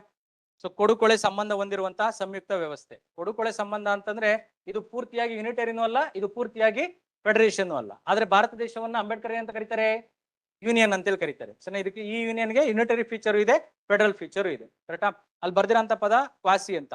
ಸೊ ಕ್ವಾಸಿ ಅಂತಂದ್ರೆ ಇದರಲ್ಲಿರುವಂತ 2 ಕ್ಯಾರೆಕ್ಟರ್ಸ್ ಇದರೊಳಗೆ ಸೇರಿದಾವೆ ಅಂತ. ನಿಮ್ಗೆ ಎಷ್ಟೋ ಒಂದು ಮೂವೀಸ್ ಅಲ್ಲಿ ನೀವು ನೋಡಿರ್ತೀರಾ, ಅನಂತ್ ನಾಗು ಯಾವ್ದ್ರಲ್ಲಿ ಒಂದ್ ಕಡೆ ತುಂಬಾ ಸೆಕೆ ಆಗ್ತಾ ಇರುತ್ತೆ, ಅವ್ರಿಗೆ ದುಡ್ಡಿರಲ್ಲ ಫ್ಯಾನ್ ತಗೊಳೋದಿಕ್ಕೆ. ಅದಕ್ಕೆ ಅವ್ರು ಏನ್ ಮಾಡ್ತಾರೆ ಅಂತಂದ್ರೆ ಒಂದು ಯಾವ್ದೋ ಒಂದು ಯಾವ್ದು ಕಾಟನ್ ಬಾಕ್ಸ್ ಅಥವಾ ಇಲ್ಲಾಂದ್ರೆ ಒಂದು ಪೇಪರ್ನ ಇದು ಮಾಡಿರ್ತಾರೆ, ಅದನ್ನ ಹಾಕ್ಬಿಟ್ಟು ಮೇಲ್ಗಡೆ ಕಟ್ಟಿ ಕೆಳಗಡೆ ಹಗ್ಗ ಇಟ್ಟಿರ್ತಾರೆ.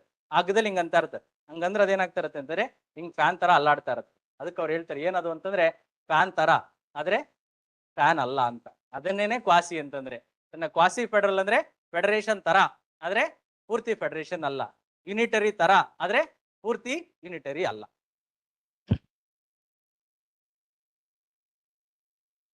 Next cooperative federalism.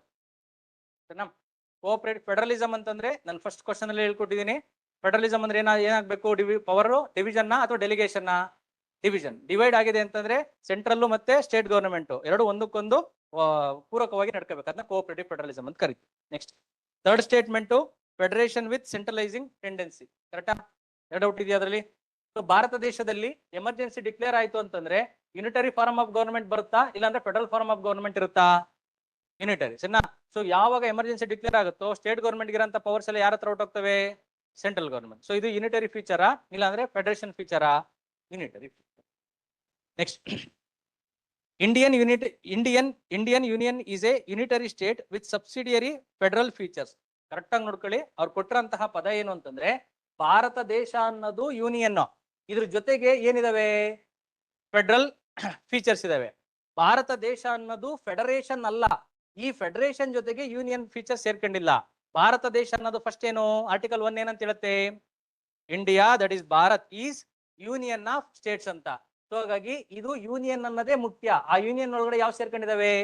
Federal features ಸೇರ್ಕೊಂಡಿದಾವೆ. ಇಷ್ಟೇ ಇದರ ಅರ್ಥ. ಅಲ್ಲಿ ಕೊಟ್ಟರೆ ಸ್ಟೇಟ್ಮೆಂಟ್ ಅದೇನೆ. So India is union with federal features rather than India is not A federation with unitary features. ಯಾವುದು ಇಂಡಿಯಾ? ಯೂನಿಯನ್ ನ ಫೆಡರೇಷನ್ ನ? ಯೂನಿಯನ್. ಆದ್ರೆ ನಮ್ಮ ಕಾನ್ಸ್ಟಿಟ್ಯೂಷನ್ ಅನ್ನ ಯಾವ ರೀತಿಯಾಗಿ ಡಿಸೈನ್ ಮಾಡಿದ್ದಾರೆ ಅಂತಂದ್ರೆ, ಈ ಕಾನ್ಸ್ಟಿಟ್ಯೂಷನ್ ನಾರ್ಮಲ್ ಆಗಿ ವರ್ಕ್ ಆಗ್ಬೇಕಾದ್ರೆ ಇಂಡಿಯಾನ ಫೆಡರೇಷನ್ ಆಗಿ ವರ್ಕ್ ಮಾಡಿಸುತ್ತೋ ಇಲ್ಲ ಯೂನಿಟರಿಯಾಗಿ ಕೆಲಸ ಮಾಡಿಸುತ್ತೋ? ಹೇಳ್ಬೇಕು ಕರೆಕ್ಟ್ ಆಗಿ. ಡಿವೈಡ್ ಆಗಿದೆ ತಾನೆ. So under normal condition India is federation. Under extraordinary condition, under special condition India will turn into unitary. So it is not truly union, it is not truly federation. ಇದು ಇದರ ಅರ್ಥ. ಆಯ್ತಾ? So ಅದು ಯಾರು ಹೇಳಿರೋದು? KC Wheare. So ಅದರಲ್ಲಿ bracket ಅಲ್ಲಿ ಕೊಟ್ಟಿದ್ದಾರೆ ಕ್ವಾಸಿ ಫೆಡರಲ್ ಅಂತ. ಸೊ ಈ ಪ್ರಶ್ನೆ ಕಳೆದ 2 ರಿಂದ 3 ಬಾರಿ ಇವೆಲ್ಲ ಸ್ಟೇಟ್ಮೆಂಟ್ಗಳು ಬಂದಿದ್ದಾವೆ. ಇವನ್ನ ಸ್ವಲ್ಪ ಮಟ್ಟಿಗೆ ನೆನ್ಪಿಡಿ ಅಷ್ಟೇ. ಸೊ ಯಾರು ಯಾವ್ದು ಹೇಳಿದ್ದಾರೆ? ಡೌಟ್ ಇದೆಯಾ? ಹೋಗ್ಬೋದ ಮುಂದಕ್ಕೆ? So all the statements are correct. So none of the above. Question number 28. easiest of questions, you can do it. 1, 2, 3, option C. Question number 29. Question number 29 factual question ಇದೆ. ಅದನ್ನ ಹಿಸ್ಟ್ರಿ ಓದ್ಕೊಂಡು ನೀವೇ ಮಾಡಿ ಗೊತ್ತಾಗುತ್ತೆ. All of the above 1, 2, 3. Question number 29. 1, 2, 3. Question number 30. ಸೀನಾ ಇದು Lakshmikant book ಅಲ್ಲಿ ಕೊಟ್ಟಿದ್ದಾರೆ ಎಲ್ಲಿಂದ ಸೋರ್ಸಸ್ ಬಂದಿದೆ ಅಂತೇಳಿ. ಆ ಸೋರ್ಸಸ್ ನ ನೀವೇ ಓದ್ಕೊಳ್ಳಿ. ಅಲ್ಲಿ ಇರೋದ್ರಲ್ಲಿ ಸುಮ್ಮನೆ ಜನರಲ್ ಆಗಿ ನೀವು ನೋಡಿ, ಬ್ರಿಟಿಷ್ ಗವರ್ನಮೆಂಟ್ ಇಂದ ನಾವು ಯಾವ್ದನ್ನ ತಾಂಡಿದೀವಿ ಅಥವಾ ಬ್ರಿಟಿಷ್ ಕಾನ್ಸ್ಟಿಟ್ಯೂಷನ್ ಯಾವ್ದನ್ನ ತಾಂಡಿದೀವಿ ಅಂತಂದ್ರೆ most of the time parliament related aspects ಏನಿದಾವೆ ಅದೆಲ್ಲ ಎಲ್ಲಿಂದ ಬಂದಿರೋದು? ಬ್ರಿಟಿಷ್. ಪಾರ್ಲಿಮೆಂಟರಿ ಸುಪ್ರಿಮಸಿ ಇರ್ಬೋದು, ಅದಾದ ಮೇಲೆ ಪಾರ್ಲಿಮೆಂಟರಿ ಎಕ್ಸ್ಟ್ರಾರ್ಡಿನರಿ ಪವರ್ಸ್ ಇರ್ಬೋದು, ಇವನ್ನೆಲ್ಲ ನಾವ್ ಎಲ್ಲಿಂದ ತಾಂಡಿವಿ ಅಂದ್ರೆ ಬ್ರಿಟಿಷ್ ಇದರಿಂದ ತಾಂಡಿದೀವಿ. Next bicameralism. ಕ್ಯಾಮರಾ ಅಂದ್ರೆ ರೂಮ್ ಅಂತ, ಬೈ ಅಂದ್ರೆ 2 ಅಂತ. ಸೊ 2 ವ್ಯವಸ್ಥೆ ಇರೋಂಥದ್ದು, 2 ಸದನಗಳಿರೋಂಥದ್ದು, ದ್ವಿಸದನ ಅಂತ ಏನ್ ಕರಿತೀವಲ್ಲ. ಸೊ ಲೋವರ್ ಹೌಸ್ ಮತ್ತೆ ಅಪ್ಪರ್ ಹೌಸ್ ಅಂತ. ಇದು ಎಲ್ಲಿಂದ ಬಂದಿರೋಂಥದ್ದು? ಬ್ರಿಟನ್ ಕಾನ್ಸ್ಟಿಟ್ಯೂಷನ್ ಬಂದಿದೆ. ಸೊ ಪಾರ್ಲಿಮೆಂಟ್ ರಿಲೇಟೆಡ್ ಆಕ್ಟಿವಿಟೀಸ್ ಏನಿದಾವಲ್ಲ ಅದೆಲ್ಲ ಯಾವ್ದ್ರಿಂದ ತಾಂಡಿದೀವಿ ಅಂದ್ರೆ ಬ್ರಿಟನ್ ಇಂದ ತಾಂಡಿದೀವಿ. ಸೊ ಅದಾದ ಮೇಲೆ ರೂಲ್ ಆಫ್ ಲಾ ಅಂತ ಏನಿದೆಯಲ್ಲ ಇದು ಸಹ ಅಲ್ಲಿಂದ ಬಂದಿರೋದು. ನೆಕ್ಸ್ಟ್ ಇದು ಪಾರ್ಲಿಮೆಂಟ್ ಪದನ ಕರೆಕ್ಟ್ ನೆನ್ಪಿಡಿ, ಇದು ಬ್ರಿಟಿಷರಿಗೆ ಸಂಬಂಧಪಟ್ಟಿರೋದು, ಅಲ್ಲಿ ಪಾರ್ಲಿಮೆಂಟರಿ ಸುಪ್ರಿಮಸಿ. ನೆಕ್ಸ್ಟ್ ಸ್ಟ್ರಕ್ಚರಲ್ ಪಾರ್ಟ್ ಏನಿದೆಯಲ್ಲ ಇಂಡಿಯನ್ ಕಾನ್ಸ್ಟಿಟ್ಯೂಷನ್, ಇದು ಎಲ್ಲಿಂದ ಬಂದಿದೆ ಅತಿ ಹೆಚ್ಚಾಗಿ? Government of India act 1935. Most of the aspects ಅಲ್ಲಿಂದಲೇ ನಾವು ತೆಗೆದುಕೊಂಡಿದ್ದೇವೆ. ನೆಕ್ಸ್ಟ್ ನೀವೇನಾದ್ರೂ USA ನ ತೆಗೆದುಕೊಂಡರೆ ಈ USA ಗವರ್ನಮೆಂಟ್ ಇದಕ್ಕೆ ಸಂಬಂಧಪಟ್ಟಂಗೆ ನಮಗೆ ಅತಿ ಹೆಚ್ಚಾಗಿ ನಾವು ತಗೊಳೋದಲ್ಲಿಂದ ಯಾವ್ದನ್ನ ಅಂತಂದ್ರೆ ಜುಡಿಷಿಯರಿಗೆ ಸಂಬಂಧಪಟ್ಟಿರೋ ವಿಚಾರಗಳು, ಅದಾದ ಮೇಲೆ ವೈಸ್ ಪ್ರೆಸಿಡೆಂಟ್ ಗೆ ಸಂಬಂಧಪಟ್ಟಿರಂತ ವಿಚಾರಗಳು, ಅದಾದ ಮೇಲೆ ಈ ಒಂದು ಪ್ರೆಸಿಡೆಂಟ್ ನ ತೆಗೆಯುವಂತ ವಿಚಾರ. ಸೊ ಇವೆಲ್ಲ ವಿಚಾರಗಳು ಎಲ್ಲಿಂದ ಬಂದಿವೆ ಅಂದ್ರೆ USA ಇಂದ. ಸೊ ಈ ರೀತಿಯಾಗಿ ನೀವು ಮೇಜರ್ ಆಗಿ ಬ್ರಾಡರ್ ಸೆನ್ಸ್ ಅಲ್ಲಿ ಎಲ್ಲವನ್ನು ನೆನ್ಪಿಟ್ಟಿರ್ಬೇಕು. ಆಯ್ತಾ? ನೀವೇ ಹೇಳಿ, ಇಲ್ಲಿ ಕೊಟ್ಟಿರೋಂಥದ್ರಲ್ಲಿ ಐರ್ಲೆಂಡ್ ಇಂದ ನಾವೇನ್ ತಾಂಡಿದೀವಿ? ಅದನ್ನ ಬಿಟ್ಟು ಬೇರೆ ಯಾವ್ದಿದೆ? ನಾಮಿನೇಷನ್. ಯಾರು ನಾಮಿನೇಟ್ ಮಾಡೋದು? ರಾಜ್ಯಸಭಾ ಮೆಂಬರ್ಸ್ ನ ನಾಮಿನೇಟ್ ಮಾಡೋದು.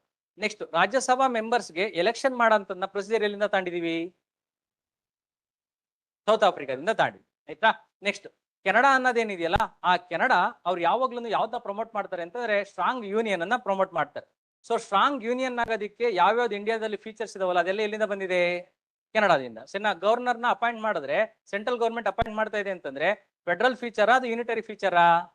ಕರೆಕ್ಟ್ ಆಗಿ ಹೇಳ್ಬೇಕು. ನಾನು ಕೇಳ್ತಿರೋದು ಏನು ಅಂದ್ರೆ ಸೆಂಟ್ರಲ್ ಗವರ್ನಮೆಂಟ್ ಗವರ್ನರ್ನ ಅಪಾಯಿಂಟ್ ಮಾಡ್ತಾ ಇದೆ DKC ಅವ್ರನ್ನ ಹಿಡಿದಾಕಕ್ಕೆ. ಈಗ ಹೇಳಿ, DKC ಅವ್ರನ್ನ ಹಿಡಿಯಕ್ಕೆ ಸೆಂಟ್ರಲ್ ಗವರ್ಮೆಂಟ್ ಗವರ್ನರ್ನ ಅಪಾಯಿಂಟ್ ಮಾಡ್ತಾ ಇದೆ ಅಂತಂದ್ರೆ ಇದು ಯೂನಿಟರಿ ಇದು ಫೀಚರಾ ಇಲ್ಲ ಫೆಡರಲ್ ಫೀಚರಾ? Unitary feature. ಸೊ ಈ ರೀತಿ ಸೆಂಟ್ರಲ್ ಗವರ್ನಮೆಂಟ್ ಸ್ಟ್ರಾಂಗ್ ಆಗೋದಕ್ಕೆ ಏನೇನ್ ಬೇಕಲ್ಲ ಅದೆಲ್ಲ ಯಾರಿಂದ ತಾಂಡಿದೀವಿ?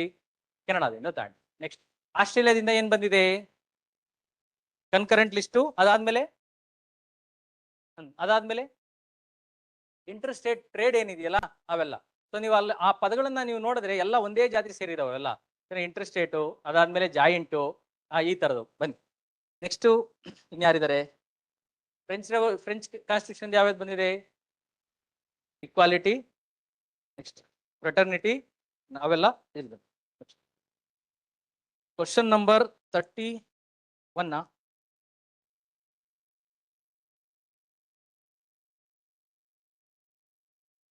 ನೀವೇ ಹೇಳಿ. ಈಗಿನ ಹೇಳ್ಕೊಟ್ಟಿದ್ದೀನಿ. ಸಿಟಿಸನ್ಸ್ಗೆ ಯಾವ್ದು ಅಪ್ಲೈ ಆಗುತ್ತೆ, ಸಿಟಿಸನ್ಸ್ ಯಾವ್ದು ಅಪ್ಲೈ ಆಗೋದಿಲ್ಲ, ಅಥವಾ ನಾನ್ ಸಿಟಿಸನ್ಸ್ಗೆ ಯಾವ್ದು ಅಪ್ಲೈ ಆಗಲ್ಲ. ಯೂಶಲಿ ಯಾವ್ದನ್ನ ಗಟ್ಟೊಡಿರಿ ಅಂತ ಹೇಳೋದಿಲ್ಲ, ಅದೊಂದು ಗಟ್ಟು ಹೊಡ್ಕೊಂಬಿಡಿ ಅಷ್ಟೇ. 15, 16, 19, 29, 30. ಸೊ ಇವು ಯಾವ್ರಿಗೆ ಸಿಗೋದಿಲ್ಲ? ಫಾರಿನರ್ಸ್ಗೆ ಸಿಗೋದಿಲ್ಲ ಅಷ್ಟೇ. ಅದ್ರಲ್ಲಿ ಯಾವ ಇಲ್ವಲ್ಲ ಅದನ್ನ ನೋಡ್ತೇವೆ. 31 ಫ್ರೀಡಮ್ ಆಫ್ ಸ್ಪೀಚ್ ಇದೆಯಾ ಅವ್ರಿಗೆ? ಆರ್ಟಿಕಲ್ 19 ಇದೆಯಾ?